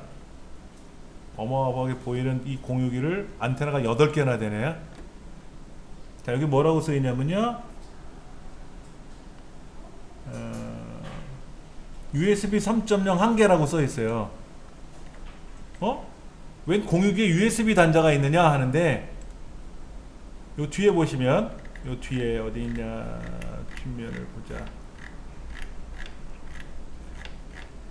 여기 있다. 여기. 요 공유기 옆에 뒷면에 보니까 USB 단자가 있잖아요. 여기다가 프린터를 꽂아요. 우리 집 프린터기를. 우리 집 프린터. 얘를 꽂으면 공유기를 통해서 프린터가 연결이 됐잖아요. 그러면 아무 데서나 인쇄가 가능하지. 사무실에 이렇게 돼 있어요. 그러니까 프린터에 USB를 꽂는 게 아니라 사무실에 쓰는 프린터기는 이 인터넷 선 꽂는 데 있잖아요. 이게 꽂혀 있어요. 프린터기에. 근데 이제 USB 3.0을 지원하느냐 2.0을 지원해야 하는 건데 프린터기는 그렇게 속도가 안 빨라도 되거든요. 그럼 여기다가 외장하드를 달아. 외장하드를 3.0 방식의 외장하드를 여기다 꽂아놓고 이 공유기에다가 명령을 걸어요. 여기 있는 외장하드를 지금 클라우드로 쓰겠다. 그러면 저쪽 방에서도 여기 연결된 외장하드에 있는 동영상을 볼 수 있고 저쪽 스마트폰에서도 얘를 볼 수도 있고 그렇게 쓰는 거예요. 서버로. 소리지. 핸드폰 충전도 되고. 그러니까 요즘 나오는 공유기는 다 뒤에 USB 단자가 있어요. 이걸 보시고 사셔야 돼. 예를 들면 여기 5만원짜리를 한번 볼까요? 얘는 있나? 여기도 USB 3.0 자리 하나 있다. USB 3.0 자리 하나 있잖아요. 그렇죠? 그럼 3만원짜리는 2.0이 하나 달려있네. 2.0. 2.0 자리가 달려있으니까 얘는 용도가 그 외장하드를 꽂아서 쓰기에는 느려요. 2.0 갖고는 느리니까 어떻게 하면 좋다? 프린터 꽂으면 되지. 여기다. 프린터를 꽂으면 되지. 좀 더디더라도 외장하드를 꽂으면 그걸 가지고 또 자료실로 쓸 수도 있고 그렇게 뭘 연결할 수도 있는 거죠. 그러니까 여러분들이 구매하실 때 공유기를 구매하실 때 요즘 나오는 좋은 거를 사시면 좋겠죠. 근데 그렇지 않으면은 저렴한 걸 쓰셔가지고 3.0 그 USB PC 그거를 안 하고요. 예를 들어서 USB에 있는 서류를 그 프린터에다 연결하라고 출력해서 뽑아낼 수 있어요. 아까 그 USB 단자 보니까 거기에 들어있는 내용을 USB 메모리에 있는 파일을 PC 연결 없이 프린터로 직접 인쇄가 가능하냐 이거잖아요 지금요. 근데 일반 프린터기들은요 USB 메모리 꽂으면 사진을 찾아요. 사진. 왜냐면 아래 한글 파일을 인쇄하고 싶으면 아래 한글이 돌아가야 인쇄를 하잖아요. 그렇잖아요. 파워포인트 파일을 내가 열려면 파워포인트가 연결이 되어 있어야 보일 거 아닙니까? 그러니까 그거는 안 되죠 아무래도. 근데 사진 규격 뭐 JPG 사진이나 이런 거는 규격이 전 세계적으로 정해져 있으니까 프린트해서 세팅만 해버리면 되잖아요. 그러니까 사진은 열려요. 그리고 그거를 막 편집하고 이건 안 되겠지. 그냥 인쇄는 가능해요. 그러니까는 사진 파일은 가능하지만 나머지 형식의 파일들은 불가능하다 라고 보시는 게 맞을 것 같아요. 이런 것들도 우리가 좀 아셔야 되겠지. 왜냐면 이유가 그잖아요. 이랬죠. 여기는 아래 한글이 깔려 있으니까 아래 한글 파일 보이는데 이 컴퓨터에 아래 한글이 안 깔려 있으면 어떻게 돼요? 아래 한글 못 보잖아요. 이 똑똑한 컴퓨터도 못 보는데 그 프린터가 어떻게 그걸 보겠냐고. 당연히 못 보죠. 이 비싼 100만원짜리 핸드폰 요즘 나오는 것도 아래 한글 파일 안 깔려 있으면 아래 한글 못 보잖아요. 설치가 돼 있어야 보는 거지. 예. 그렇게 생각하시면 맞을 거예요. 그 말 나온 김에 여러분들 공유기 사실 때 듀얼 밴드로 돼 있는 걸 사셔야 돼. 이제는요. 듀얼 밴드 안 돼 있는 건 요즘 안 나올 겁니다. 보세요. 28,000원 저렴한 건데 듀얼 밴드라고 돼 있어요. 듀얼 밴드. 그러니까 속도가 빠른 무선 신호하고 속도가 더딘 신호하고 두 가지를 같이 움직이거든요. 듀얼 밴드라 그래서 메모를 하나 해드릴까요?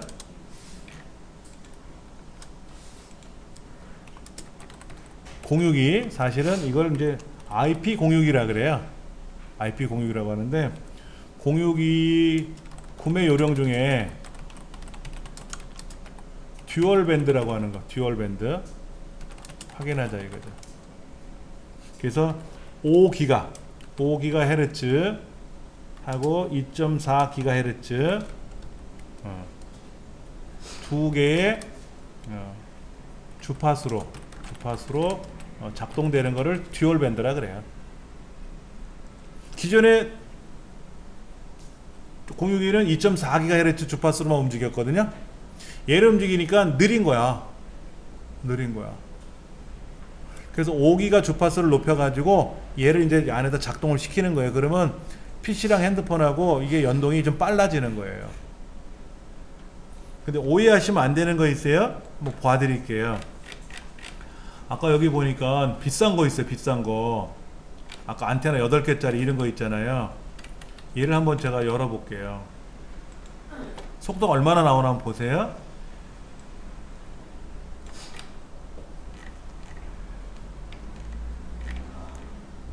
얼마로 나왔어요? 5GHz 1, 2, 2.4GHz 합쳐서 4300MHz, 4.3G예요 속도가. 여러분 집에 들어오는 인터넷 신호가 속도가 얼마예요? 저희 집 100메가거든요. 아무리 좋아도 기가 인터넷이잖아. 기가가 1000메가거든요. 근데 내부적으로 4300으로 움직이면 뭐 할 거냐고. 어차피 인터넷 갈 때는 1000밖에 안 가잖아. 우리 집 인터넷 자체가 기가 인터넷이면 1000mbps거든요. 이런 공유기를 달아놓으면 저희 집에서는 100메가밖에 안 가요. 저희 집 인터넷 자체가 100메가로만 수신이 되니까. 그럼 이 공유기를 달았다고 해서 인터넷이 빨라지는 건 아니에요. 오해하시면 안 돼요. 그러나 공유기 내에서 연동되는 스마트폰끼리는 이 주파수로 움직일 수 있겠죠. 이 동작 속도로. 그러면 아빠 핸드폰하고 엄마 핸드폰하고 데이터를 보내고 받고 할 때가 있지 않습니까? 그때는 이 속도로 갈 수 있죠. 내부적인 건 이 속도로 가는 거고요. 그런데 2.4기가 따로 5기가 따로 움직이기 때문에 합이 4300이지 갈 때는 1733으로 가겠지. 이것도 현혹되면 안 돼. 컴퓨터도 그에 맞는 속도가 돼야지 인터넷. 아, 이건 상관없어요. 컴퓨터는 보통 우리가 쓰는 게 3000메가는 되거든요. 3GHz는 돼요. 우리 강의실도 한 3. 몇 기가 되거든요. 3200메가 정도 나오는데 그거는 PC 내부에서 처리되는 속도고요. 어차피 통신 선로를 타서 나가는 거잖아요. 저희 집 공유기는 100메가니까 공유기는 1000메가짜리인데 기가 인터넷 지원하는 건데 저희 집도 2500인가 나오더라고요. 2500 나오면 뭐 할 거냐고. 밖으로 나갈 때는 100으로만 가는데 뭐. 그렇잖아. 아, 우리 집에 금성아지 있으면 뭐해. 출입문이 작아서 금성아지가 못 나가는데. 그런 거지. 들락날락 거려야 되잖아. 벤츠를 샀는데 주차장이 작아가지고 못 들어가. 한번 들어가면 못 나와. 뭐 그런 거지 뭐. 말이 안 되는 거지 이거는. 이건 듀얼이 아니라 트라이밴드래. 트리밴드. 이거는 그만큼 안정적이다라는 얘기예요. 안정적이다. 이건 가정에 쓸 필요 없어요. 부럽지. 이거 사시는 분들은. 와, 돈 많겠다. 굳이 최대 속도 이것밖에 안 나와요. 네트워크 상에서. 어차피 인터넷 속도는 1000밖에 안 나오잖아. 이게 끝이지. 대신에 이런 게 있으면 또 이제 관리하기도 수월하고. 대신에 보세요. 이게 이제 스마트폰에서 그 외장하드를 연결해 놓으면 외장하드에 들어있는 컨텐츠들, 영화나 사진들을 이 자체적인 네트워크 상에서 받을 때는 빨리 받을 수 있죠. 외부로 나가는 게 아니니까. 그 다음에 이거를 이 공유기 명령을 걸어 가지고 저희 집 공유기에 연결되어 있는 외장하드에 있는 컨텐츠를 가져올 수도 있겠죠. 그때는 여기 인터넷 속도라고 보는 거죠. 여기 인터넷 속도. 우리 강의실 속도가 100이면 100으로 가는 거고 1000이면 1000으로 받는 거지. 그렇지. 아무래도 이런 게 있으면 좋은데 비싸니까. 공유기 확장기는 뭐냐면요. 자, 우리 집이 200평이야. 다락방도 있는데 다락방도 방이 3개야. 되게 좋아. 그런 집 사시는 분 있으세요 혹시요? 그런 집은 이런 공유기 하나 갖고 신호가 다 도달이 안 돼요. 하물며 54,000원짜리 사면 속도가 그리고 그 신호가 안 가겠죠. 그러면 예를 들어 중간에 놔야 되겠지. 200평짜리 큰 홀인데 저 끝에 있는 자리에는 직선으로 가니까 또 홀 같으면 가는데 방방마다 벽이 있으니까 신호가 중간에 끊기거든요. 그러면 저쪽에 가서 신호가 약하게 들어올 거 아닙니까? 그러면 증폭기를 달아줘야지 주변에다가. 여러분 아파트 단지 같은 데 가시면 중간에 안테나들이 이렇게 있잖아요. 그게 중계기들이란 말이에요. 그렇죠. 그러면 시골집에 채가 다르거든요. 어떤 게 달라요? 집이 다르고 건물이 두 채. 건물이 두 개예요. 건물이 따로 있어요. 그러니까 이쪽 건물하고 저쪽 건물에 살아. 네. 여기는 안방이고 저쪽이 건너방이야. 빌딩이야. 그러면 이 건물에서 저쪽 건물로 신호를 쏴야 되잖아요. 그러면 신호를 세게 보냈는데 받는 애가 더 약해. 그러면 또 불편하지. 그럼 받는 애도 수신기를 강한 걸 써야지. 같이. 그렇잖아요. 저쪽에 컴퓨터를 하나 달아놨는데 저쪽에 무선 인터넷을 쓴단 말이야. 무선 신호기를 받는단 말이야. 그러면 안테나 큰 거를 써야지. 수신이 더디면 약하면 안 되잖아요. 송출을 크게 했는데 받는 애가 힘이 약해. 그러면 세게 보내도 못 받는 거지. 그런 것도 있어요? 혹시 집이 공유기 달았는데 속도가 느리면 공유기를 바꿔야 되나요? 아니 인터넷 속도도 공유기 구매하신 지 얼마나 됐어요? 최근에 구매했는데 자녀들이 속도가 너무 핸드폰 속도가 너무 핸드폰이 더디다고요? 네. 자, 보시면 아까 제가 뭐라 그랬냐면 5GHz, 2.4GHz 주파수가 두 개라고 했는데 공유기 내부에 가서 명령을 걸어가지고 주파수를 활동화시켜야 돼요.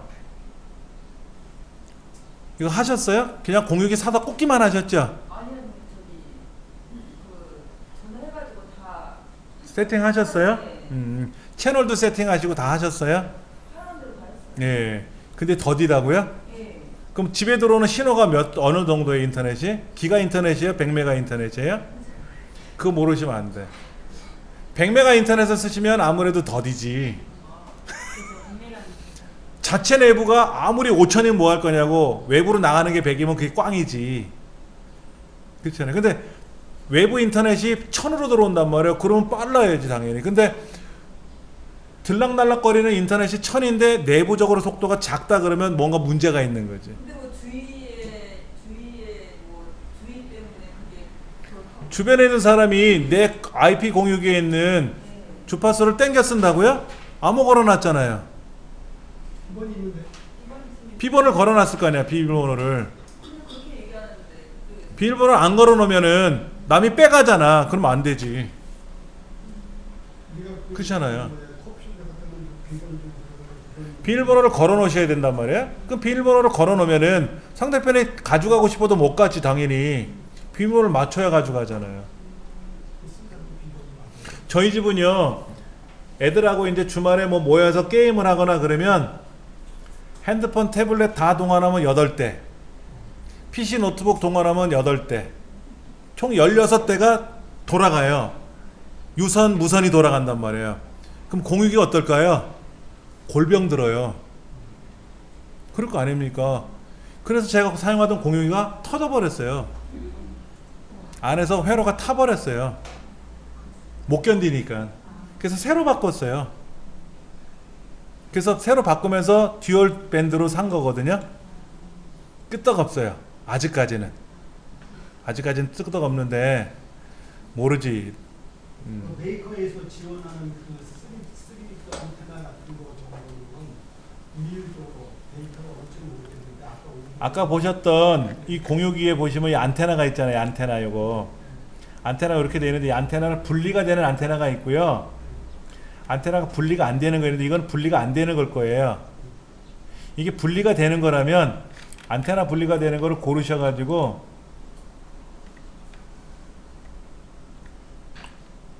불량 안테나라고 있죠. 불량 안테나. 그 불량 안테나 같은 걸 보시면은 여기 분리가 되는 안테나인데 여기 있잖아요. 그렇죠? 그럼 이 안테나를 이걸 사셔가지고 이 안테나를 돌리면 빠지거든요. 그럼 출력 강한 안테나를 사시는 거예요. 별도로. 용산에 나가시면 막 1m짜리 안테나도 있어요. 그 안테나를 여기다 달아.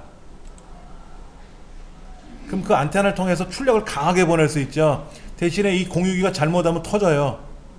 못 견디면. 맞춰야지. 그래가지고 송출을 하면 건너편 건물로 신호가 쫙 가겠죠. 보통 신호가 뭐 한 100m 정도는 가는데 일반 안테나 갖고는 빌빌거린단 말이에요. 그러면 이제 수신기를 사실 때 이 수신기도 안테나를 분리해서 1m짜리 큰 거 이걸 받아가 꽂으면 옆 건물에서 척척 받겠지. 그렇잖아요. 차라리 그것보다는 더 놓는 것이 낫겠네요. 네?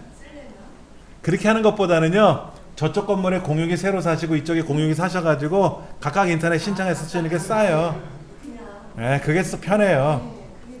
집 200평이면 1층에 공유기 따로 저기 인터넷 신청하고 다락방에 또 인터넷 따로 신청해서 각각 공유기 쓰는 게 나아요. 이런 장비 연결해서 하려면 돈이 더 들어가요. 이걸 누가 연결할 거야? 그리고 거기 안에 선생님 아까 그 내장형 DVD 플레이어 그거 설명 좀 해주세요. 자, 내장용 DVD 플레이어라고 하는 거는요, 여러분들이 컴퓨터를 구매하실 때 주요 부품 중에 뭐가 있냐면 ODD라고 있어. ODD라는 게 옵티컬 디스크 드라이브라 그래서 옛날 CD, DVD, 블루레이 디스크를 통틀어서 ODD라 그래요. ODD. 예. ODD. 이게 이제 광학 디스크 장치라고 부르는 거거든요. 여기에는 이제 CD, 그 다음에 DVD, 그 다음에 블루레이 디스크라고 하는 거, 이거를 같이 합성해서 이제 통틀어서 ODD라 그래요. 근데 이제 외장형이냐 내장형이냐, 내장형은 케이스 뜯어가지고 안에다 집어넣고 나사로 잠그는 거고, 외장형은 그냥 들고 다니는 거죠. 그러니까 외장형에는, 저도 집에 외장형이 있거든요. 그러면 거기다 DVD를 집어넣고 텔레비전 USB 단자에다 꽂아갖고 플레이 누르면 텔레비전으로 DVD가 나오는 거예요. 근데 외장형이 비싸요. 예. 이건 내장형이 이렇게 깍두기처럼 벽돌처럼 생겼습니다. LG께 제일 좋아요. LG께. 이 ODD는요, LG를 못 따라가요, 삼성이. 이게 16,200원 밖에 안 하네. 벌크는 뭐냐면은요, 여러 벌크, 박스, 정품, 뭐, 이 역수 이런 게 있어요. 정품, 그 다음에 박스, 벌크, 역수 이런 게 있는데, 정품은 다 정품이지 뭐 어디 뭐 야매로 만드는 건 아니잖아. 박스는 낮게 포장되어 있는 게 박스고요. 벌크라는 말은 본래 여러 개 포장되어 있는 거예요. 라면은 하나씩 들어있죠? 라면은 봉지 하나에 하나씩 들어있잖아요. 근데 벌크도 있어요. 봉지 하나 뜯으면 라면이 5개 들어있는 거. 벌크죠. 여러분 김 사실 때 어떻게 사요? 김이 낱장 들어있는 거 사요? 아니면은 그런 건 없죠? 김 봉지 하나 뜯으면 20장 들어있잖아요. 그걸 벌크라 그래요. 역수는 뭐냐면 역수입하는 거예요. 수출한 제품을 역수입하는 걸 역수라 그래요. 그러니까 수출할 때 8,000원에 수출을 해요. 그리고 수입할 때 12,000원에 수입을 해. 국내에서 16,000원에 파는데 역수 제품이 싸죠, 당연히. 역수입은 저렴한 대신에 무상 AS가, 우리가 흔히 말하는 무상 AS가 불가능해요. 외국으로 수출했던 거기 때문에 거기 가서 AS를 받아야 돼. 제가 역수 제품을 사용하다가 문제가 생겨가지고 LG 서비스센터에 갔더니 역수네요 그러더라고. 그래서 처음이니까 그냥 AS 해드릴게요 그러더라고. 처음이니까. 처음이지 아나? 여러 번 갔는지 안 갔는지는 알 수 있으니까. 무상으로 해주긴 해주는데 본래 무상 AS는 안 해줘요, 국내에서는. 벌크가 싸죠. 박스를 열어보면 비닐봉지에 DVD가 쭉 꽂혀 있어. 그럼 하나 빼가지고 조립해 주는 거예요. 박스는 낮게 포장돼 있으니까 포장비가 들어있잖아요, 포장이. 그러니까 견적 볼 때는 박스로 견적을 보고 조립할 때는 벌크로 하거든요. 그럼 1,000원씩 이득이 될 수 있어. 그래서 저는 뭐라고 하냐면 박스들 버리지 말고 다 주세요 그러거든. 그럼 박스 제품 뜯어서 조립을 해줘야 될 거 아니야. 얘네들이 벌크로 조립을 해주거든요. 그리고 박스는 견적은 박스로 하니까 17,000원, 그리고 조립은 16,000원짜리 해주고. 제품은 똑같아요. 제품은 똑같아요. 그럼 아까 LG 16,200원은 벌크 중에 하나만 이렇게 빼고 준다는 거네요. 그러니까 벌크라고 돼 있으니까 우리 박스를 열어보면 그 안에 여러 개 꽂혀 있단 말이야. 그럼 하나 빼가지고 조립해 준다는 거죠. 비닐봉지에 들어있어요. 그 비닐봉지 하나 주겠지 이렇게. 그게 벌크라는 제품이고요. 지금 DVD는 슈퍼 멀티라고 해서 DVD 레코딩도 되고 CD 레코딩도 되고 다 되는 거를 우리는 멀티라고 하는데, 얘가 제일 좋은 거예요. 이 위에가 블루레이거든요. 블루레이는 비싸요. 블루레이가 지원되는 거는요, 요거 블루레이 지원되는 거잖아요. 비쌉니다. 여기 레코더 보세요. 이거 블루레이 레코더. 이거 내장형인데 비싸잖아요. 블루레이는 어떤 거예요? 어떤 거? DVD보다 위에 있는 거. 여러분들 CD를 사용하다가 DVD로 간 건 아시죠? 네. 그러면 보세요. CD는 용량이 700메가예요. DVD는 용량이 4.7기가 4.7GB에서 8.5GB로 되어 있어요. 근데 이제 블루레이 디스크는, 블루레이 같은 경우는 25GB에서 100GB까지 되어 있어요.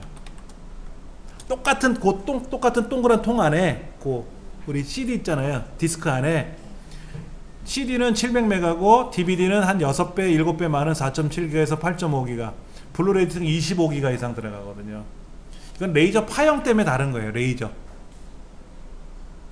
파형. 그러니까 블루레이 디스크 장치는 당연히 DVD나 CD를 다 읽어요. 근데 DVD 장치는 블루레이를 못 읽어요. 그러면 이 DVD에다가 우리가 영화를 예전에 담았잖아요. 영화를 담았는데 720 해상도, 요거는 480 해상도가, 얘는 1920 해상도. 그러니까 블루레이 디스크로 영화가 나온단 말이에요. 옛날에 추노라고 있었죠. 추노. 그 노비들 잡는 그 역할에 장혁인이 뭐 몸짱 좋은 사람들이 3인방에 나와서 아주 일반 우리 남자들 괴롭힌 적이 있었는데, 그 추노가 방송에 나올 때는 HD로 방송을 나왔는데 촬영은 블루레이를 했단 말이에요. 그 블루레이로 만들어서 시판을 했었어요. 그래서 블루레이 디스크를 사가지고 그거를 드라마를 직접 TV로 보면 텔레비전에서 봤던 몸짱은 저루 가라지 더 선명하게 나오지. 근데 요즘 블루레이가 휘청휘청 하거든요. 왜? UHD 때문에. UHD가 3840이잖아요. 이걸 우리는 풀 HD라고 하는 거죠. 풀 HD. 이건 DVD라고, 이건 SD급이라고 하는 거고. 그러니까 여러분들이 영화를 보실 때 극장에서 보시면 어때요? 화질이 좋죠. 그 UHD급 이상으로 간단 말이에요. 영화는 특수한 카메라로 촬영하니까는. 그거를 시판을 할 때는 블루레이 디스크로 시판을 한단 말이에요. 왜? 블루레이 디스크보다 더 높은 해상도를 갖고 있는 매체 장치가 없으니까. 우리 가정에 보급되어 있는 디지털 TV는 풀 HD 텔레비전이에요. 근데 지금 방송 나오는 거는 다 HD거든요. HD는 1920의 절반밖에 안 되니까는. 근데 가로 세로 2배니까 4배만큼의 용량이 선명한 거죠. 근데 그 UHD, 울트라 HD는 풀 HD보다 가로 세로 2배니까 더 선명한 영상으로 나오는 거죠. 그 하얀 거탑, 그 김명민 씨 나오는 그 병원 드라마 있었잖아요. 네. 그거는 UHD로 촬영을 했나 봐요. 처음부터. 그래서 촬영한 원본을 갖고 있다가 방송에는 HD로 방송을 했었고 송출을 했고 최근에 UHD로 드라마를 다시 재방을 했잖아요. 훨씬 더 선명하죠. 근데 저희 집 텔레비전은 UHD가 아니니까 UHD 방송을 못 보잖아요. 그냥 HD로만 봐야지. 그럼 UHD 텔레비전을 갖고 계신 분은 그 셋톱박스에서 지원이 되니까 보시면 되고, 근데 셋톱박스가 없는 UHD 텔레비전은 공중파 방송을 볼 수 있느냐 없느냐를 또 선택하셔야 돼요. 그러니까 UHD 텔레비전 안에 공중파 방송을 UHD로 수신할 수 있는 기능이 들어있는 텔레비전은 비싸요. 그러나 셋톱박스를 통해서 보는 건 다 보이지. 여러분 가정에 있는 텔레비전은 UHD입니까? UHD라면 공중파가 수신이 됩니까? 근데 대부분 공중파로 수신 안 하죠. 케이블 TV나 IPTV로 보시잖아. 그렇잖아요. 그러니까 저희 집은 공중파로만 보거든요. 쉽게 말해서 케이블 TV가 안 된단 말이야. 안 왔단 말이야. KBS, MBC, SBS, 뭐 EBS 이것만 나오는 거죠. MBN 이런 건 안 나온단 말이야. 예. 텔레비전도 복잡해요, 솔직히. 구매하시려고 그러면. 이런 여러 가지 용어도 헷갈리고. 그럼 이건 모바일이니까 모바일용이네. 그 다음에 아까 휴대용 포터블 외장형이라고 하죠. 외장형. 이건 들고 다니다가 USB 케이블을 꽂아 가지고, 요즘 노트북에 DVD 없는 거 많잖아요. 요즘 노트북에. 그러면 얘를 USB 케이블로 연결하면 이 노트북에도 DVD가 인식이 되겠죠. 그래서 이제 DVD에 있는 거를 열로 연결할 수도 있고. 가벼워요. 더 얇고요. 그러면 내장형, 아까 내장형 보셨잖아. 이거 큰 덩치 하는 거. 얘는 왜 클까요? 이렇게 부피가 크잖아요. 보세요. 부피가 크잖아요. 얘는 우리 컴퓨터 안에 얘가 5.25인치거든요 5.25인치 들어가는 국제 규격이 저렇게 컸어요. 그러니까 껍데기를 크게 만든 거예요. 이 안에 텅 비어 있어요. 이 안에 텅 비어 있습니다. 제하고 아까 LG하고 같은 사이즈예요. 다 똑같아요. 이건 국제 표준입니다. 영국에 가서 얘를 설치해도 똑같은 케이스예요. 똑같은 크기입니다. 어느 나라 가도 이거 국제 규격이니까. 그럼 본체가 작고 크고 가로나 슬림 컴퓨터에는, 슬림 케이스에는 세로로 들어가겠지. 세로. 슬림에 꽂으려 그러면 보세요. 슬림 자체가 얇은데 이 DVD 꽂으면 어떨까요? 꽂으면 꽂을 수는 있는데, 그래서 슬림 컴퓨터는요 길어요. 뒤로. 슬림 케이스 있잖아요. 슬림 케이스는요 뒷공둥이가 길게 나간다고. 앞면에는 DVD 장치를 달아야 되고 저 뒷동네에다가 메인보드를 붙이기 때문에 길어요. 우리가 지금 보시는 이 케이스는 빅타워예요. 빅타워 큰 케이스고요. 슬림은 이거 절반밖에 안 하잖아요. 이것보다 더 길게 나가요. 뒤로. 뒷공둥이가 길어요. 공간을 더 잡아먹어요. 그래서 불편해요. 에이수스라고 하는 거, 에이수스라는 거죠. 아수스라고 불리는데 이제 정식 명칭이 에이수스인데, 이 에이수스라고 하는 브랜드가 잘 나와요. 그럼 뭐 이거는 편하신 대로 여러분이 보시고, 이런 슬림들은 불필요한 공간을 바짝 줄여버렸으니까 들고 다니는 거니까 가방에다 넣고 다니고 USB 케이블 꽂아가지고 작업만 시키면 들어가는 거죠. 그런데 이제 보시면 M디스크가 지원이 되느냐, 그 다음에 그 스크라이브 기능이 지원되느냐, 뭐 이런 여러 가지들이 있어요. 그러니까는 이 M디스크 데이터 연구 보존 방법이라고 되어 있는데, M디스크라고 따로 팔아요. 매체를. 거기다가 DVD로 기록을 하면 1000년이 지나도 그대로 살아있다고. 그런데 여러분들 DVD 공 CD 있잖아요. 공 DVD 네. 저렴한 거를 사면은요 몇 달 후면 사라져요. 안 나와요. 기록을 했는데. 그런 경험 없으시죠? 경험이. 그러니까 매체는 좋은 거 써야 돼요. 그러니까 수업 용도로 지금은 USB 메모리들이 있으니까 USB 메모리를 받아가고 하니까는 그런데 그게 없었던 과거 시절에는 제가 공 CD를 박스로 사가지고 장당 100원이면 사니까 100장 들으니까 5,000원이고 하니까는 그렇게 사가지고 100원씩 받고 제가 200원씩 받아야 돼. 기록하는 시간 수고비는 받아야 되니까. 그렇게 갖고 배포를 했었어요. 그럼 이제 그걸 가지고 수업을 했는데 수업 끝날 쯤 되니까 선생님 DVD가 안 읽혀져요. 그래. 이게 뭐야 했더니 데이터가 없대. 저렴한 걸 사면 그래. 근데 MD스크 같은 경우 이런 거는 1000년이 지나도 이상 없다. 1000년이 지나가 봐야 알지 뭐. 그렇지 않습니까? 이게 좋대요. 이게 어디 거라고? LG 거. LG가 제일 좋다니까.